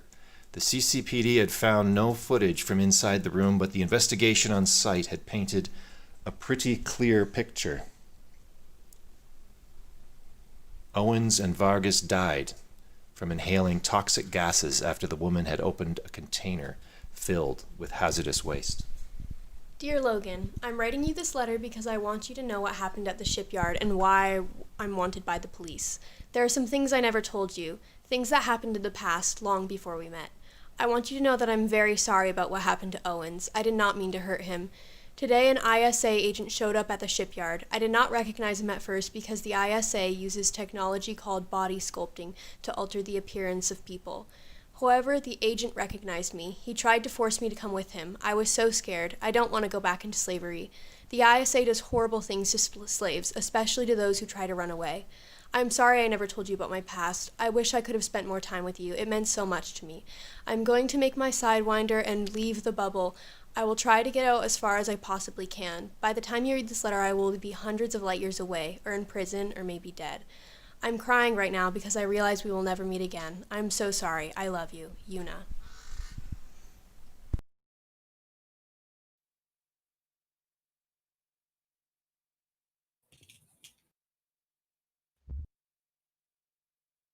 Guy, you muted? Yes, Jesus Christ. What a way to come back to that story, man. Jesus, that's ooh. All right. So I think we're now at a sort of pause point for the Yuna Sekishiro stories, right? You're gonna start up next week with Commander Hans Dieter's reports, and then we're gonna sort of come back to Yuna, organically and pick it up at another point in the saga, yeah? Yeah, we've gotten some other entries, and we definitely want to share it around a bit and feature people. So if you've got stories you'd like us to feature, send them to us on the Discord, or send us a link on the Discord, and we go look at it wherever it is, and figure out how to feature it in with our weekly readings. Right on. Good stuff. All right. So now let's move on to real world science, and let's get it moving because we got ground to cover. There's a lot of real world science today. We're going to start off with SpaceX launched the Falcon 9 Starlink mission LC-39 Alpha on September the 3rd. There's video footage of it linked in there for you to go check out. Insane Curiosity put out a video about NASA's Artemis 1 project. Now, this is the project to go to the moon and stay, to colonize. Boots on the ground by 2024 with colonization plans, and then on to Mars. And the reason why I say and then on to Mars is that this program in getting people on sort of colonizing the moon, not just for a visit, is going to be sort of the advanced testing procedure where they're going to test all of this stuff, which they're going to later pack up all of this data, what they learn, what works, what doesn't work, and take this stuff and use this on the Mars project. So it's very, very good video, and a 12-minute video. You should go check it out. We've got a pair of What the Math videos. The first one is Recent Discoveries and Surprises compilation, 3 hours long. It's basically like 50 videos all just edited together. And we've got What the Math Strange Space Phenomenon compilation, another 3 hours long. Basically, these are not like, oh, go watch this just to watch this. This is for all of us commanders out there who play on the second screen.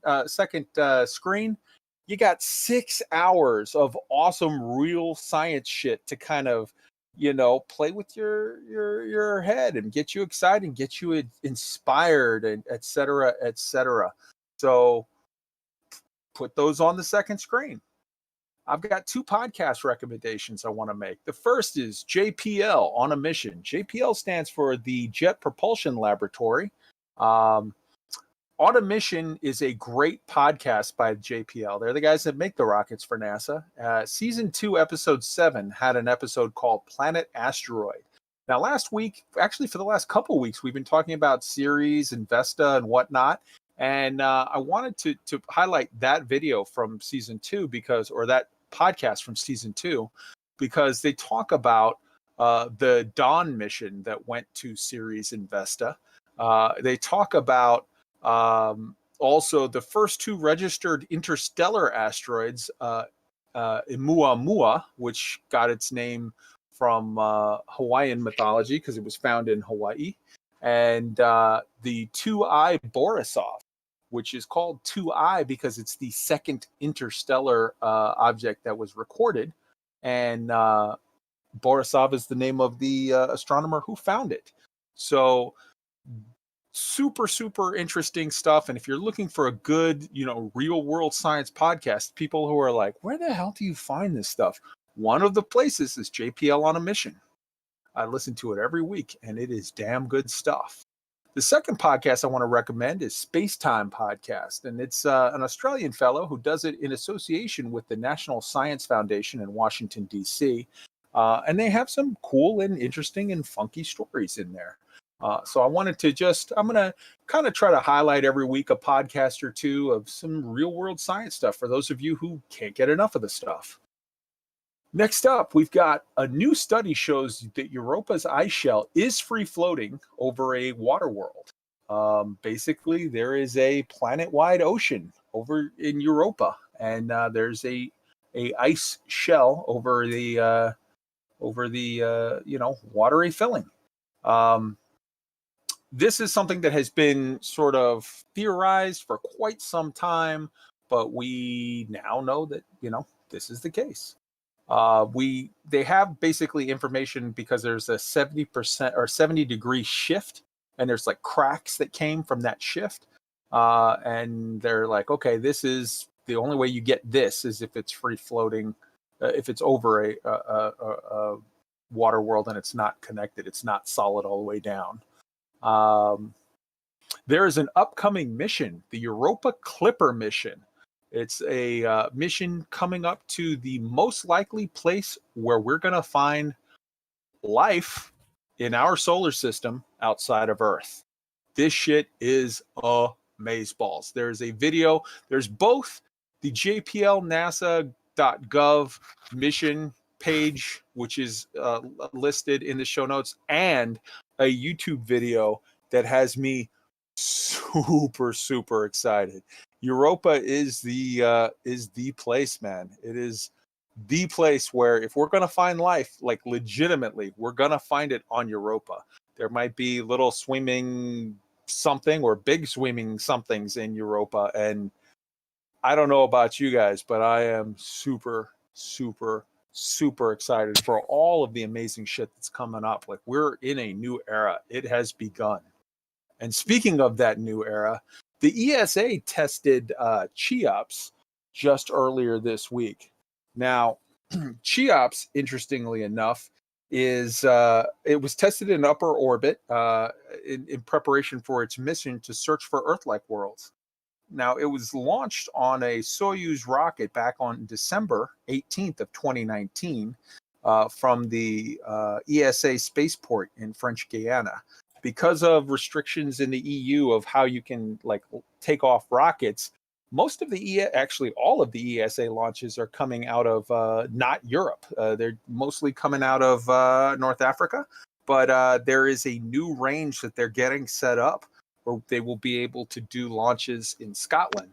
coming up in the next year or so. They're going to have the first launches, and that's super, super exciting. But getting back to CHEOPS, basically, its mission is to monitor the transits of exoplanets and to sort of search their compositions based on the different readings that they get from the transits. And when I say the transit, I mean the time where a planet goes in front of its star. Based on very complex readings that they can get from that, they can tell, like, oh, this one's a water world, this one's a high metal content world, this one's an ice planet, etc., etc. Now, there are over 4,000 exoplanets that have been found and recorded so far, and this particular mission, this CHEOPS mission, they sent a really high-powered sensor device up to get good readings on those 4,000 exoplanets and to see, like, okay, which are the ones that we want to evaluate for we should be looking at this or this or this, because these are the ones where we feel are more likely to, have interesting stuff for us. All right. And next up, we've got the U.S. Air Force grapples with combat AI spoofing possibilities. I believe this was ARSON's, yeah? Or was this Roy? I think we could both talk to it. I had brought it up, I think. Go for it, Roy. So you recall last week we talked about the competition that had happened with the AI flying off against other AI and then flying against a human pilot and soundly trouncing them.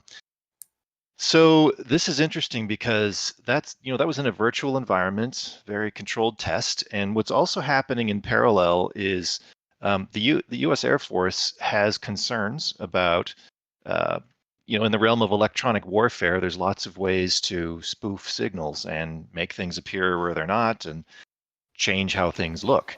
And they're worried that this could happen with AI and have some disastrous consequences. So they've been working with MIT, the MIT Air Force AI Accelerator since 2019, looking at ways to first figure out what all these vulnerabilities could be as it applies to AI pilots, and then figure out ways to harden it against that manipulation. So it's all well and good that the AI, like I said, the AI in a controlled environment can do these wonderful things and outfly a pilot, but it also has these additional vulnerabilities. One of the examples they gave was, they can hold up an image and it's an airliner, and every human would look at it and say, well, that's an airliner. And then they say, well, you could run that through the world's best machine learning algorithm, and it might tell you it's a pig. Now, when I read that, I also remembered what we reported last week about Elon Musk's new Neuralink having been installed in the pig. And I thought, AI connection with the pig. Coincidence? I think not. AIs want our bacon. But anyway, I'm glad to hear that they're working on that, because it's not obviously as simple as just throw the AI in the jet and let's go. They got to make sure it's as hard to spoof and hard to trick. Hopefully, harder to trick than a human. So yeah, I mean, there's three things there.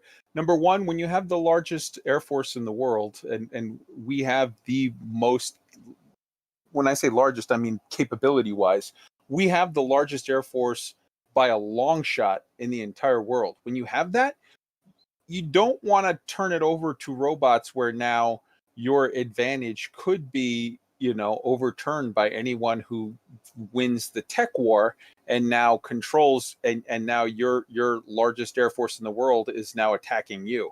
Number two, you definitely don't want to be in a situation where you can have signal jamming or other kind of issues where your stuff now becomes a dud and can't respond. That's why you need to have pilots there. And number three, you need to have humans involved. Whenever I think, as an ethical choice, I think we need to keep humans in the decision-making tree when you're killing people, because there's very good reasons. History will show you there are times where a madman gives an order and says, go out there and kill all of these people. And human beings have said in the past, some have said, okay, and done it. And that obviously is that way madness lies. But there have also been times, look at Tiananmen Square, look at the tank that the guy with the two, you know, he's literally a guy with two shopping bags, and the tanks are rolling through to go crush some whatever, and the guy just says, nah, fuck it, I've had enough. And he stands with his two little shopping bags, and the tank starts to go around him, and he moves, and then the guys literally just give up. That is a beautiful fucking thing, because there's times where human beings have to get involved and have you know, have a decision-making tree that includes ethical processes. And I strongly disagree with anyone, Dunkalora, who says there are no ethics in war. There needs to be ethics in war, or you get absolute horror. And those people that say that there are no ethics in war lead to war crimes. You have to have ethics, especially in war, more than any other time. It's a situation where you need to have people that say, no, I will not follow that order. It's an unlawful order. You need to keep humans in the tree.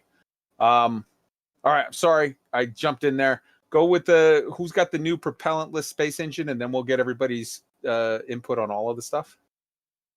Yeah, I can talk about that one too quickly. So you may recall a few years back, there was a lot of hype around a propellantless engine. It was called the EM drive. It looked like a copper cone on its side. It had something to do with microwaves. That is not what this is.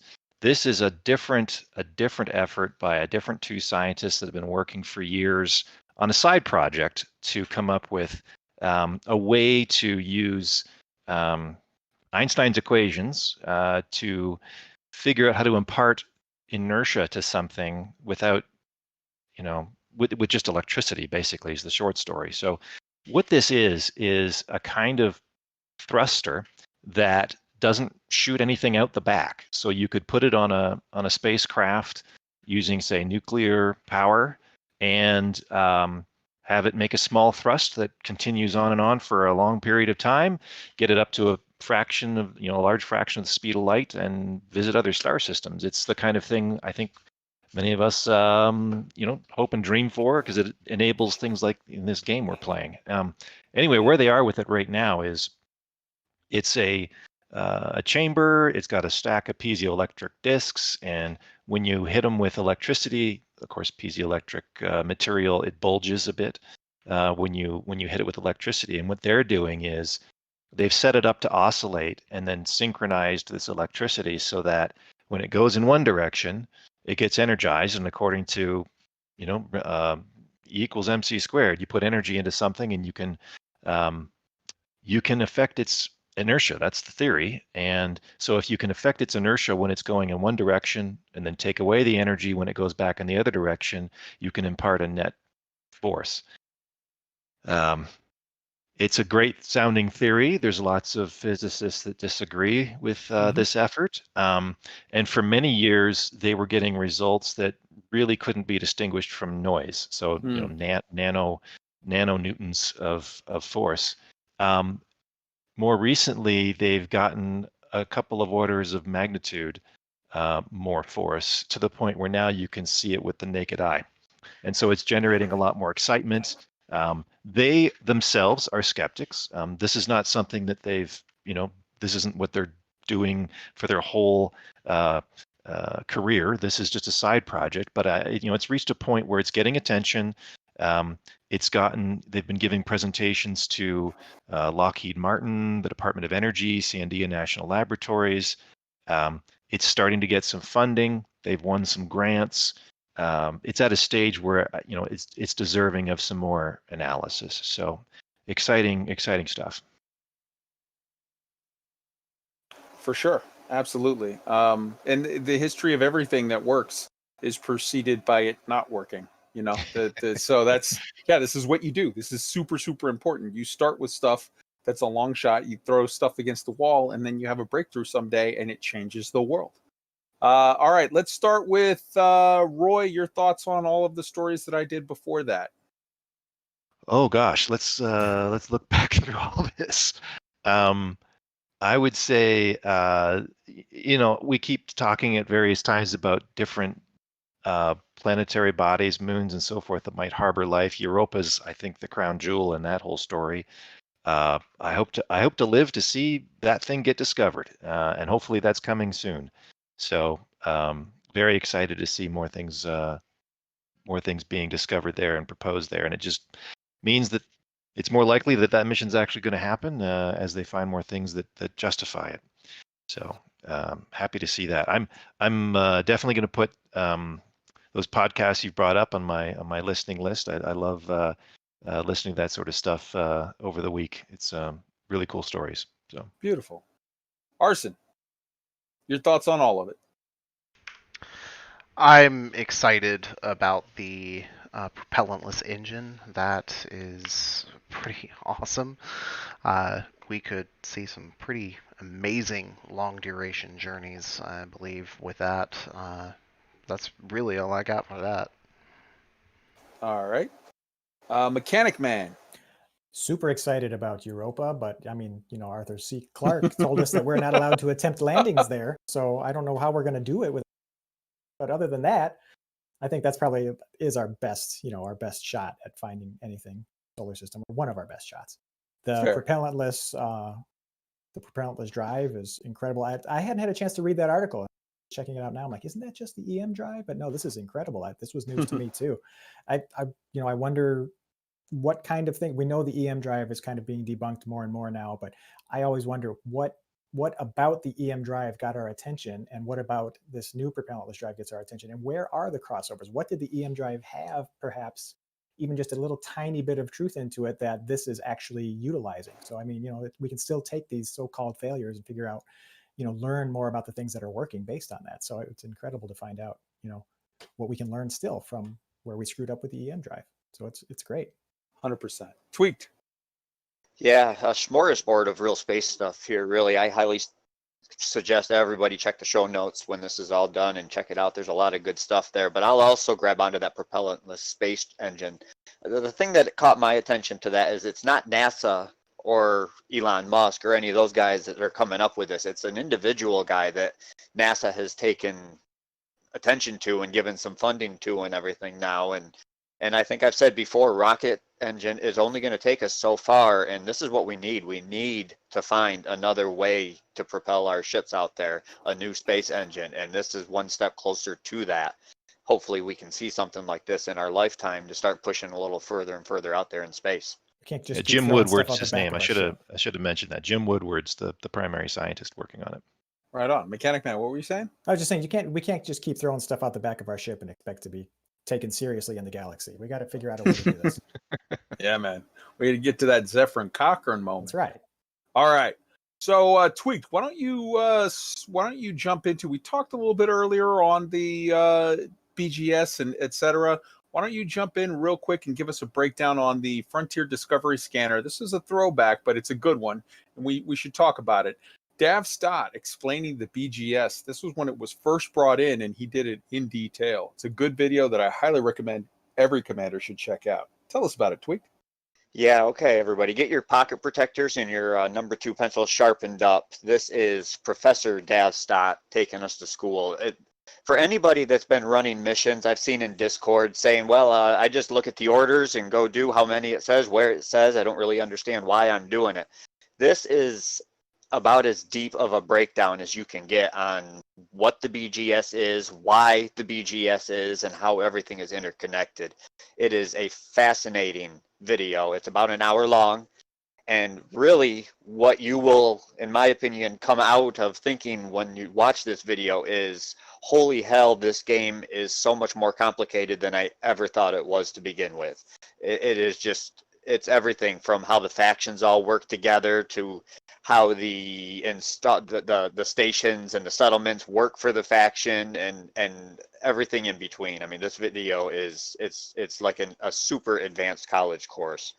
Highly suggest everybody check this thing out. It is probably my favorite video that FDev has ever put out. And if anybody is interested in the BGS, I mean, this is a deep dive into exactly what the BGS does and why it does it. Right on. Good stuff. All right.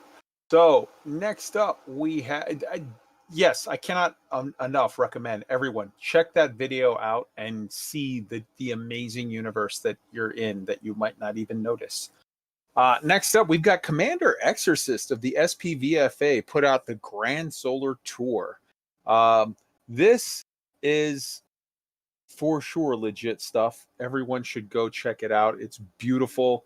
If you want to see our solar system in a new light, you cannot do any better than looking at the way the SPVFA puts it out. And Commander Exorcist is one of the best of the SPVFA, so cannot enough recommend it. Go check it out.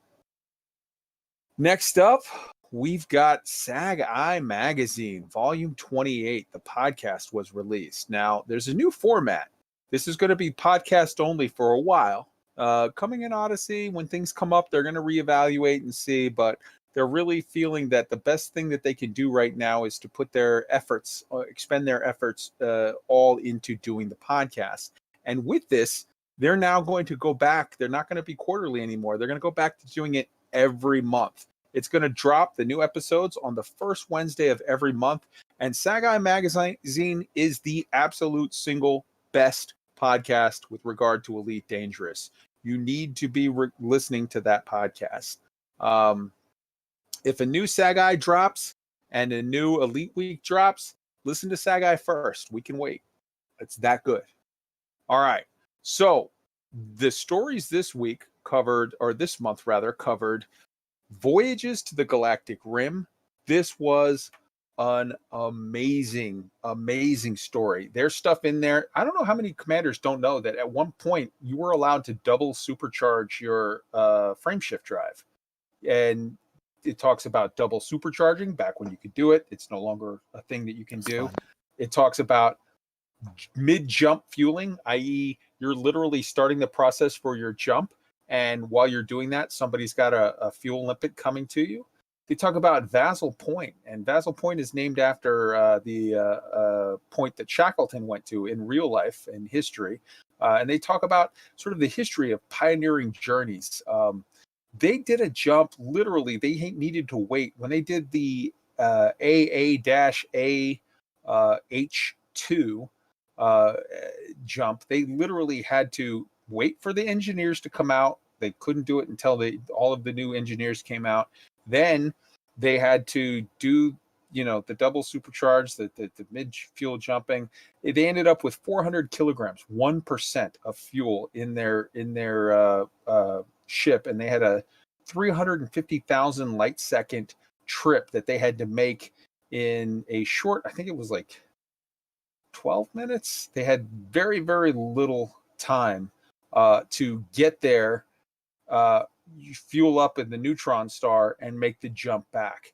They basically scouted it for months, planned it, and engineered for weeks so that they could do a 20-minute flight to get to the farthest point. So they were talking about going north and south, going up and down from the galactic rim. And they got to the farthest point that was capable at that time. If you love the sort of spirit of adventure and travel and like extreme, shit that I'm talking Marco Polo, Shackleton, Vespucci. If you're talking about that hardcore Viking spirit of like traveling out into the beyond and just seeing, how you can do there, being an ultimate sort of explorer, this story is going to excite you and ignite your imagination. Next up was the Mother of Redemption prison story, which was actually I read out personally for SAG-EYE Magazine. It's a very cool story, which I think is going to inspire a lot of people with the idea of like, how is the crime and punishment system going to be handled in Odyssey? Because this is super, super interesting. The idea of having different things that can dissuade people from acting out. Next up, we have The Lone Wolf's Guide to Surviving a Conflict Zone. And this was read out by the lovely Commander Rini, of the wife of Commander Burr. And for those of you doing the Dark Wheel stuff, you really, really should check this out because, we're in wars all the time. And when you're in conflict zones, this gives really good advice on tips and tricks to, if you're on your own, how do you survive the conflict zones? Because there's some times when you're in a high and if you get yourself in a murder ball, shit can go bad quick. So this is super, super good stuff. And next up, The last story was white dwarfs, neutron stars, and black holes. They explain the real science behind these things, how they work, and the fact that eventually, in many millions of years, our sun will become a white dwarf. And they talk about when the sun goes supernova, what are the different mass characteristics of the degenerative materials that would lead to go towards a white dwarf or a neutron star, or if it's really got a lot of mass, into a black hole. The neutron stars are the least of them. White dwarfs are the ones that are sort of in the middle, and black holes are the heavy ones. So let's start with Mechanic Man. Your thoughts on the Commander Exorcist Grand Solar Tour, if you've checked it out, and Sagittarius Eye Magazine and those stories. I love the history of just all of Elite. The individual things are great, but just being able to talk about it like these are actual historic events, I thought were incredible with this community, especially. And it's just all the amazing things that people can achieve, the things that they pull off, and just, yeah, they did it. That's great. But the fact that, it goes down in the history books, it was so cool to me the first time years ago when I started seeing that, especially with things like Distant Worlds and stuff like that. It was just incredible to do it for one, and then just to have it be part of the game's history as another. That was so great. I just love it in general. Absolutely. Arson, your thought? Arson? Sorry, I wasn't prepared to speak. Yeah, I don't have anything. I'm sorry. Roy? I as one of the newer players, I've only been yes, I was a Kickstarter backer, but I actually only started playing the game since January. I'm very thankful that these stories exist to be able to go back and that there's organizations like this that can give life to the story, and even though I wasn't around for it, I can vicariously experience it. So thank you to the team that puts that together. It's able to tell all the new players all this cool stuff that went on behind them. Look at all the cool stuff you can do in this game. No, absolutely. It's great marketing. Absolutely. Tweaked. Yeah, I'll take the SAG-EYE part of it myself. I am a huge fan of SAG-EYE, and I gotta say, I'm thrilled with the new format. They're not doing it quarterly anymore. They're going to have a podcast every month, and to me, that is spectacular news, because I can't get enough of the in-universe talk that they have. And your story about the prison, like you were saying, that totally spurred my imagination about, I every now and then I find myself in the in the pokey, so to speak, in Elite Dangerous, and what would happen if I was behind bars and had to work my way out of there with space legs? That could be some fun gameplay. And I also would suggest anybody who is new to conflict zones, or even new-ish to conflict zones, take a listen to that story, because like Kai said, that is some good advice as to what to do and what not to do and how to survive in a CZ. Especially there's a lot of times where people are like, my ship's well engineered, I'll be fine, I don't need to have a plan.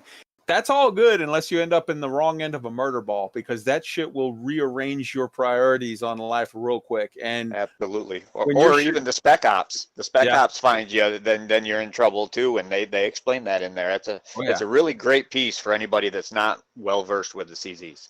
Absolutely. All right, next up we've got EDS Scout version 1.3.0 was released. We've got a link to it in the show notes. Arson, why don't you update the good people on that? Absolutely. So for those that aren't familiar, ED Scout is a tool that allows you to basically scout out systems in your route. So you set a waypoint in the game, and it calculates the systems as you travel to them, and it helps you find planets that have not yet been scanned.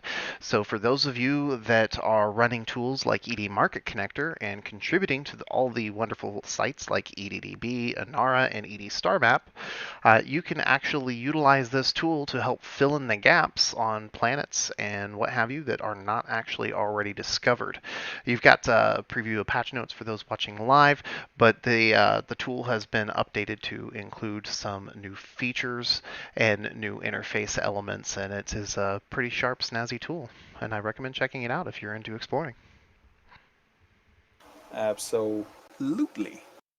Next up, we've got the CANONN Challenge.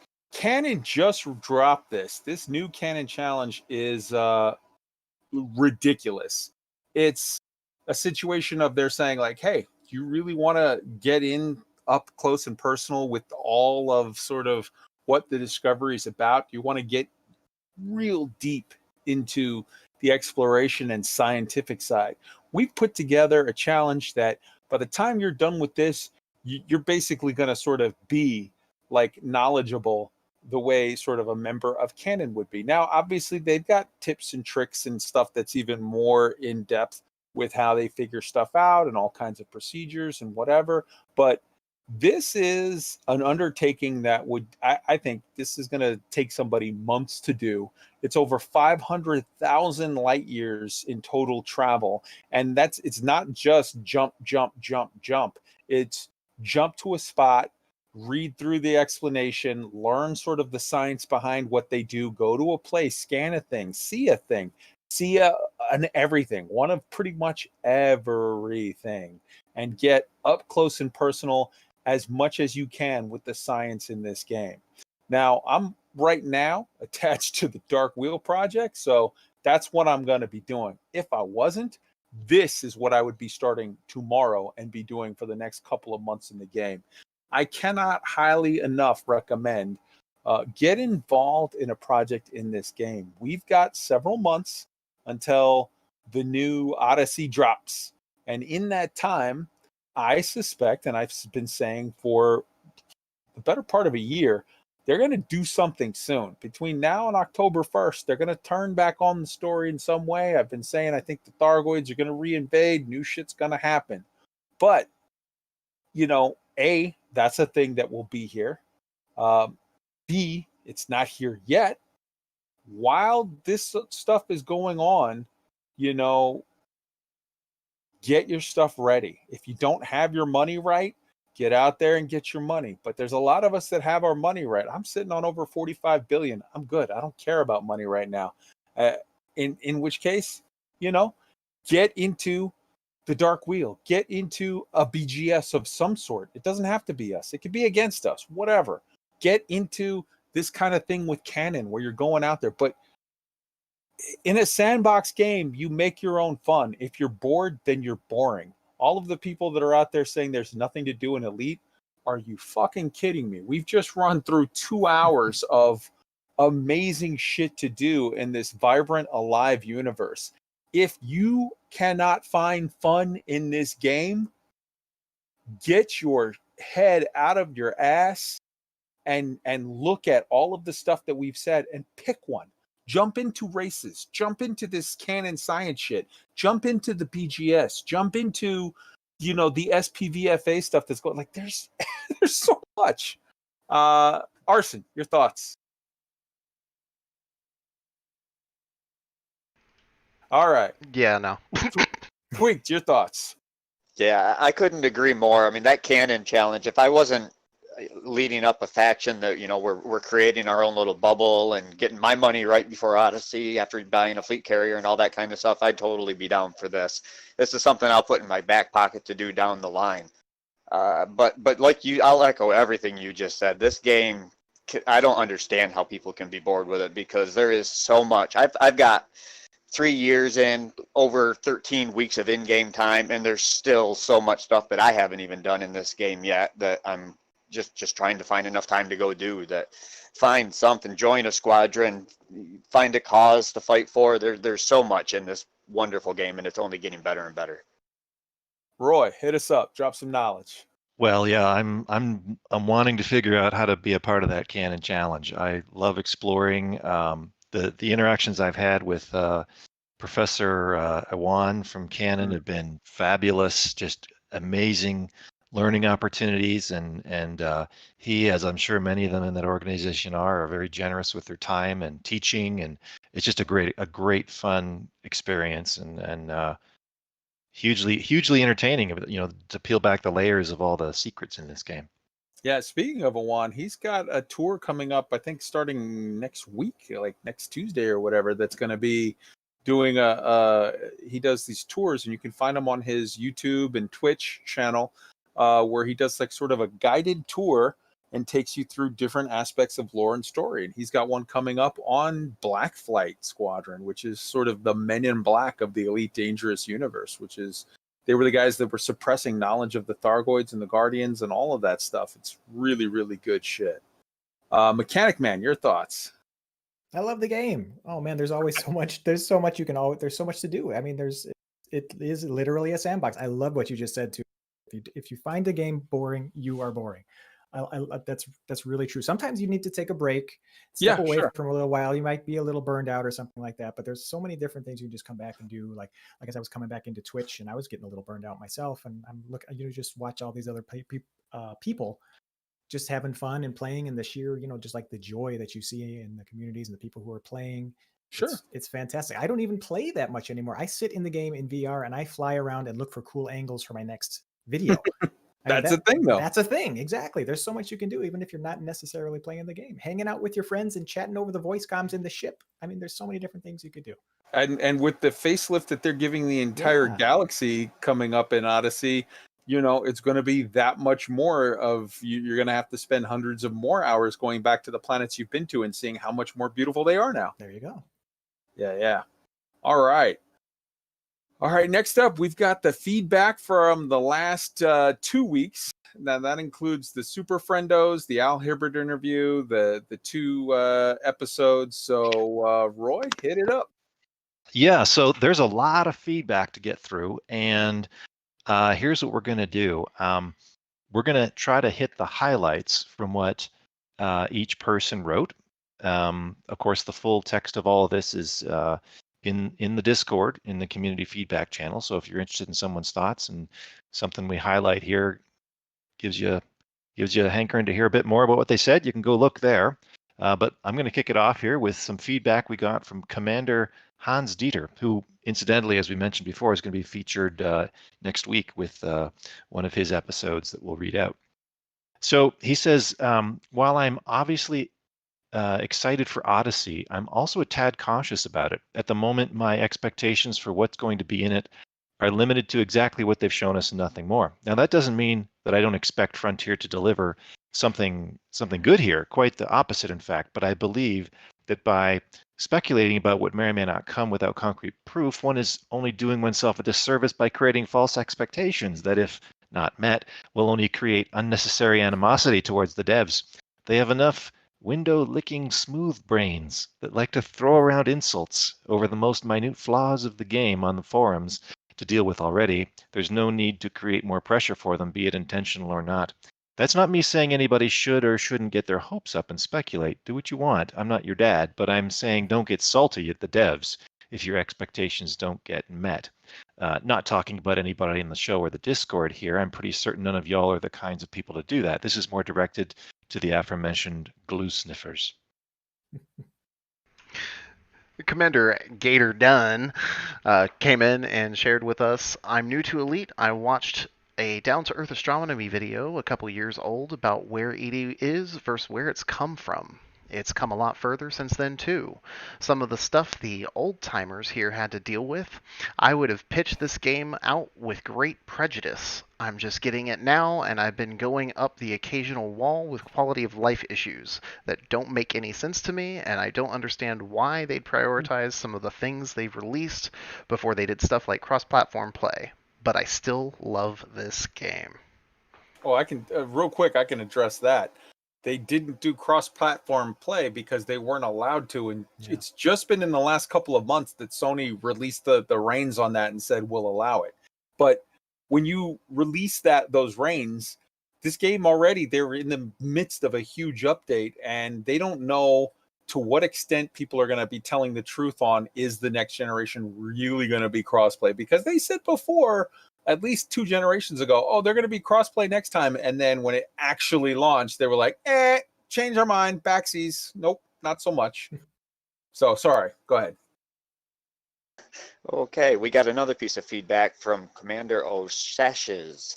Says, let me express where I want to see Elite Dangerous in 5 years' time in the form of a hypothetical story of my day in the game. I start the day at a crafting station on a planet-side base, putting the finishing touches on a dozen heavily engineered, handcrafted sidearms. In the previous days, I have spent hours and hours on multiple locations across the planet gathering various biological components, and also spent time delving inside an abandoned mine shaft, cave, hand-gathering ore with my trusty mining tool. After finishing up by engraving my personal crafter signature on all the weapons, I load them into my suit's backpack and head off toward the landing bay where I left my Alliance Crusader parked. As I take a turbo lift from the industrial center of the base toward the landing bays, I hear alarms begin to sound over the base-wide intercom. Through the glass walls of the turbo lift, I see dozens of Thargoid interceptors and scouts descending rapidly through the atmosphere, their strange propulsion tech interacting ferociously with the oxygen-rich composition, a rippling caustic effect that seems to do battle with the air itself.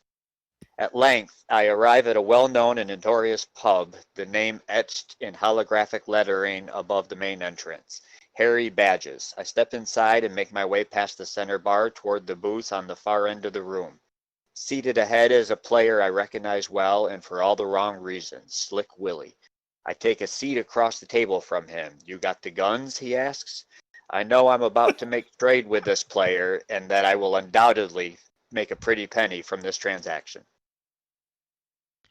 Beautiful stuff. And that's coming from the guy who's currently number 3 in the 8-wheel drive endurance challenge of all of the races so far, the 3 races so far. He's in 3rd place overall.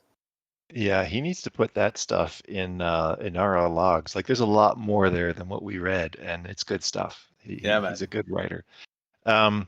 So Commander DJ Wiley wrote to us, in 5 years' time, this is what he would like. Number 1, comets will have visuals. They will be awesome. Periso will be a sight to behold. There will have been a major balance pass throughout the game, and it will be viable to make credits via other activities other than mining. We will have a whole range of cool SRVs to play with, in addition to those introduced with Odyssey. And a reason for asteroid clusters to exist has been added. Materials only mineable in clusters, and people actually visit them. Commanders make use of an amazing new bookmark system, including folders, folders, sharing, and planetary positions. The narrative of the game returns to Galnet with multiple engrossing storylines, and commanders struggle to find time to participate in all of the CGs and IIs. Instancing and multiplayer aspect of the game greatly improved, including wings and multi-crew. Walking around ship interiors and stations added with meaningful gameplay, including repair and EVA missions. Fuel scooping from gas giants and improved gas giant visuals added. Additional landable planets with thicker atmospheres gradually added after Odyssey, from water worlds right up to Earth-like worlds.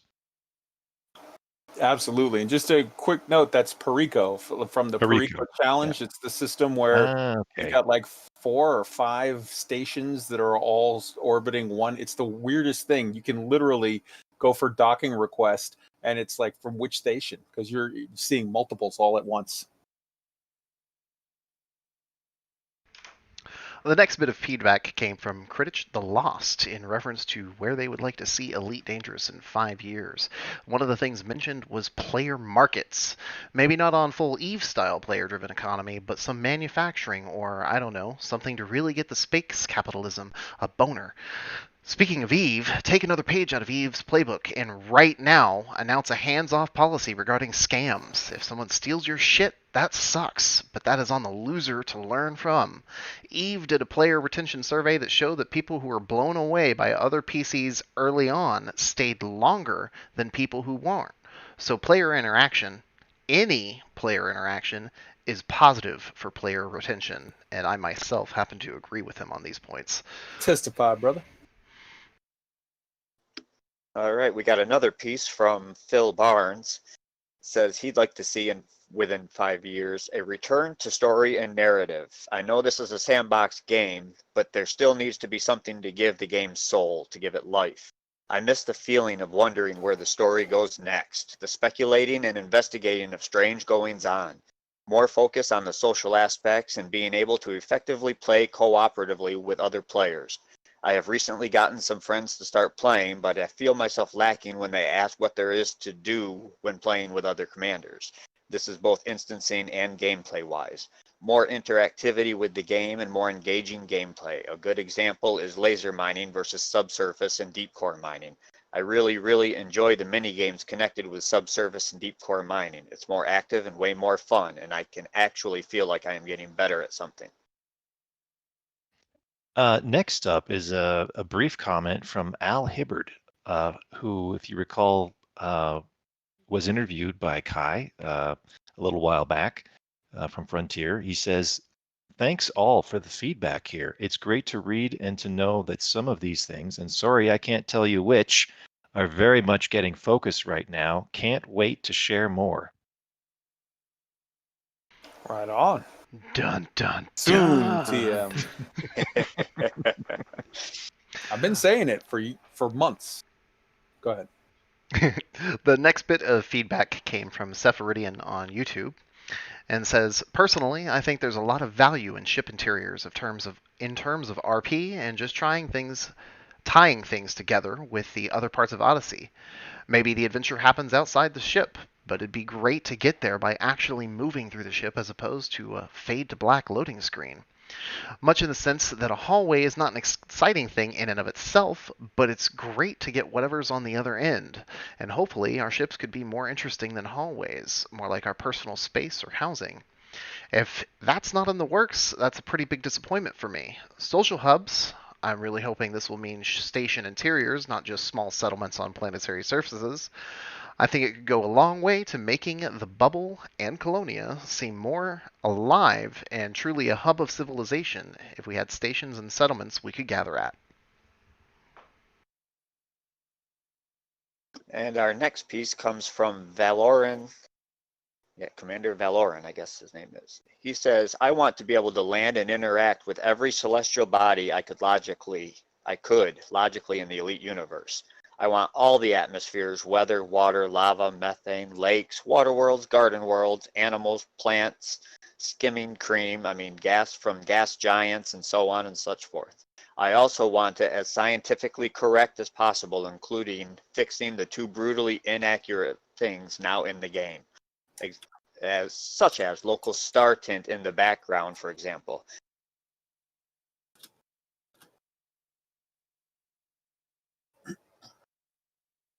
Arson, you're up.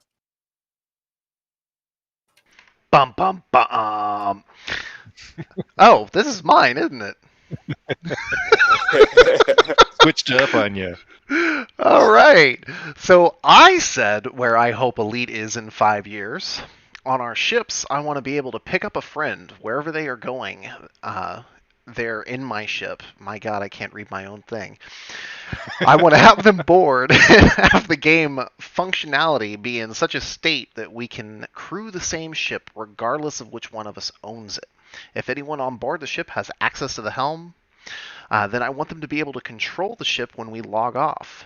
If I'm thinking about I'm specifically thinking about long-range expedition type exploration or a crew that works and lives together on one ship, kind of like in Firefly.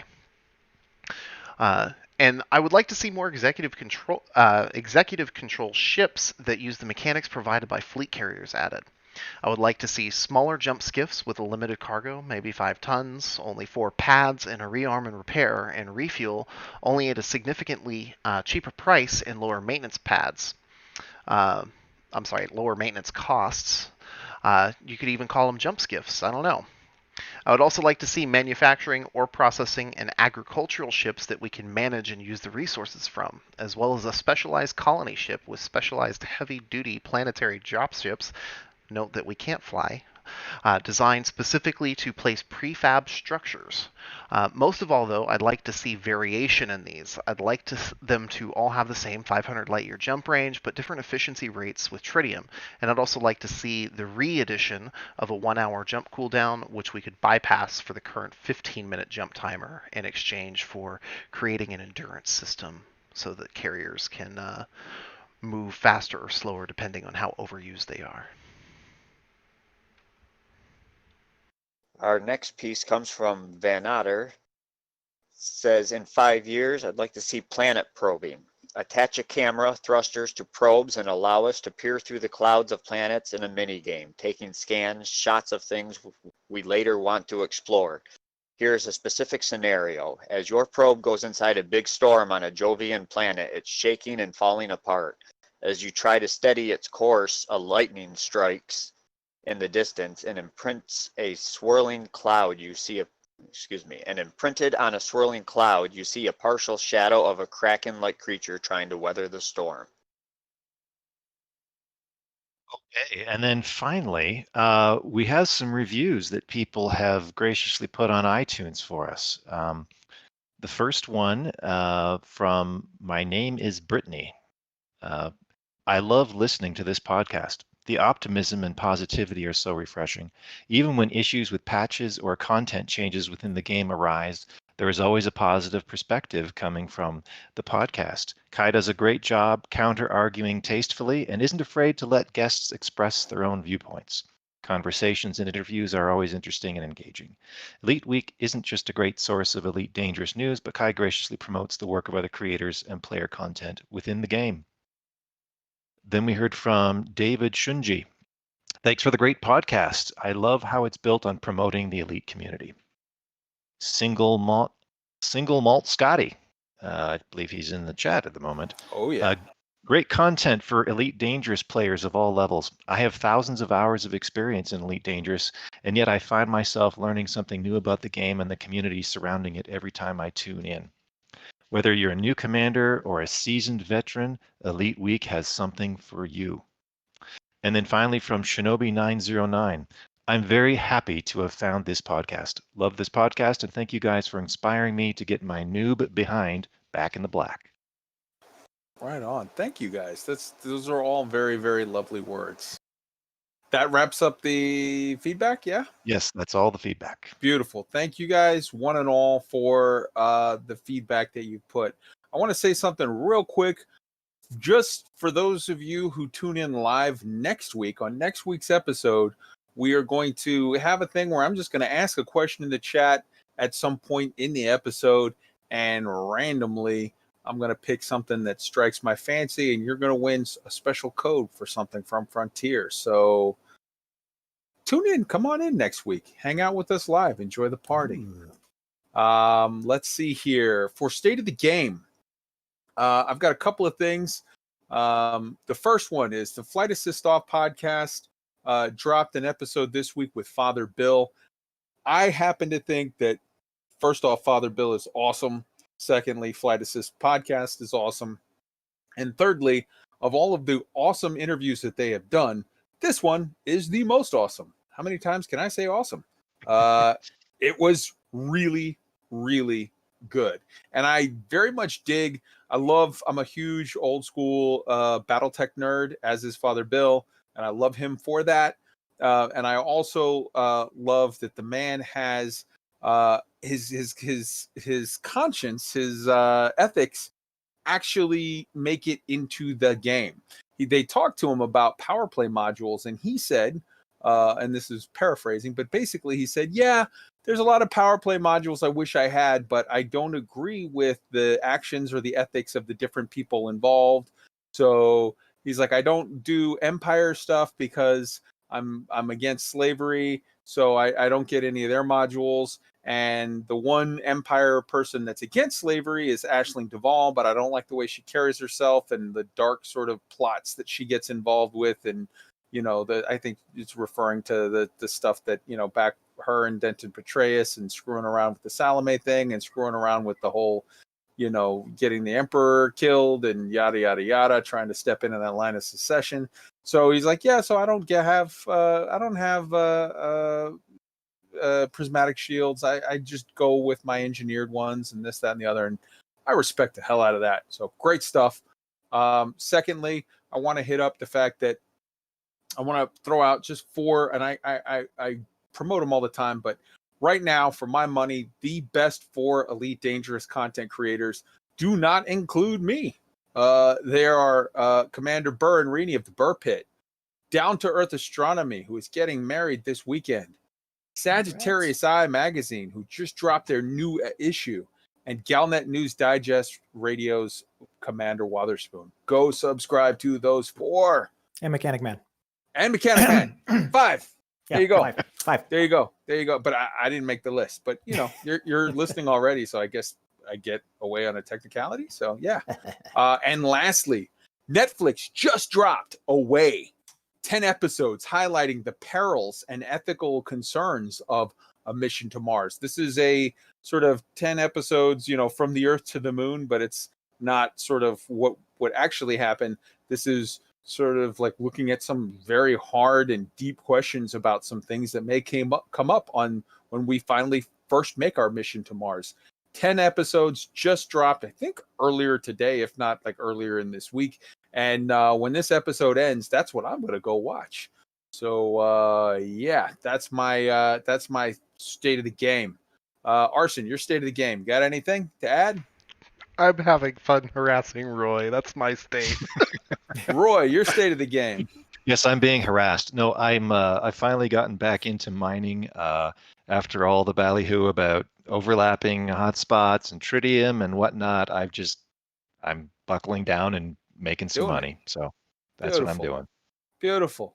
Tweaked, your state of the game.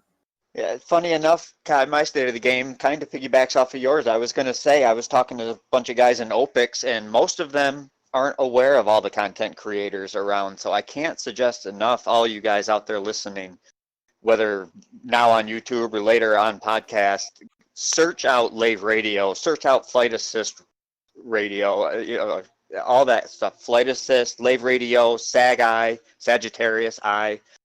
Hutton Orbital, there's so much out there that's great Elite Dangerous content that I can't stress enough to look it up and give it all a listen. Right on, man. And the coveted spot of the last person to chip in on State of the Game, Commander Mechanic. State of the Game. Thank you. Yep. I first off wanted to comment on Tweak's comment that he just made right now too. That's something I've been realizing lately, is that the size of the community has gotten big enough that there are like pockets of community that don't realize that the other exists. Like when I just went over to Twitch, I would join in some of the chats and they're like, hello, Mechanic Man. Hello, Wake. Thanks for joining. I'm like, they don't know who I, and I don't mean that from like a diva point. Like, don't you know who I am? I mean, like there's entire segments of the community that don't interact with each other. So definitely that's a great idea. Go ahead and search stuff out and broaden your horizons a little bit and find that out. But State of the Game, I would say, personally, I just got over an eye-bleeding amount of mining in Baran to get my fleet carrier a little while ago. That was the last thing I did. And every time I mined, every single rock I mined, I had that image of David Rabin's video from the Kickstarter days where he said, well, we don't want you to be stuck, mining asteroids for all the credits, and that's all you can do to make money. We want to do something different. Every single rock I mined, I thought of that video. So I think we kind of probably need to get a little ways out and figure out ways to kind of expand the ways where you can still make credits and still have fun. I get that maybe combat and the most fun actions shouldn't probably be the most profitable because the fun itself can be kind of a payment, but it's got to kind of even out a little bit more. Everything else has to kind of round itself out. Maybe I want to do trading. Maybe I want to do mining. Maybe something else. And they should all be around the same amount of effort and the same amount of pay.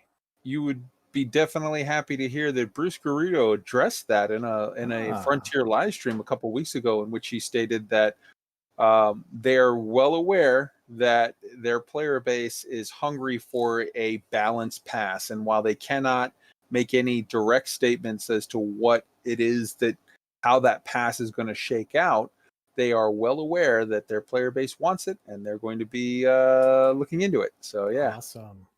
Thank you, Bruce. Now give me a HOTAS and you'll be all set. I appreciate that. Right on. All right, guys. It's time to close this out. The closing song, as I said before, is For Tomorrow, which is by Sav FK. So I'm going to close this out with the standard be excellent to each other. Arson, say goodbye. Bye-bye. I'm going to go harass Roy some more. All right, Roy. Be safe. Have fun, everyone. Tweaked. Thanks for listening tonight, and I hope everybody continues having fun and to just enjoy this amazing game that FDev has given us. And Mechanic Man. Thank you guys for having me on the show. I very much appreciate it. It was a blast. Thanks, everybody. Have a great night. Have fun in the game. And of course, go to youtube.com/mechanicman and watch all my videos. There's more to come. Absolutely. All right. Roy, not Roy, Arson, take us out.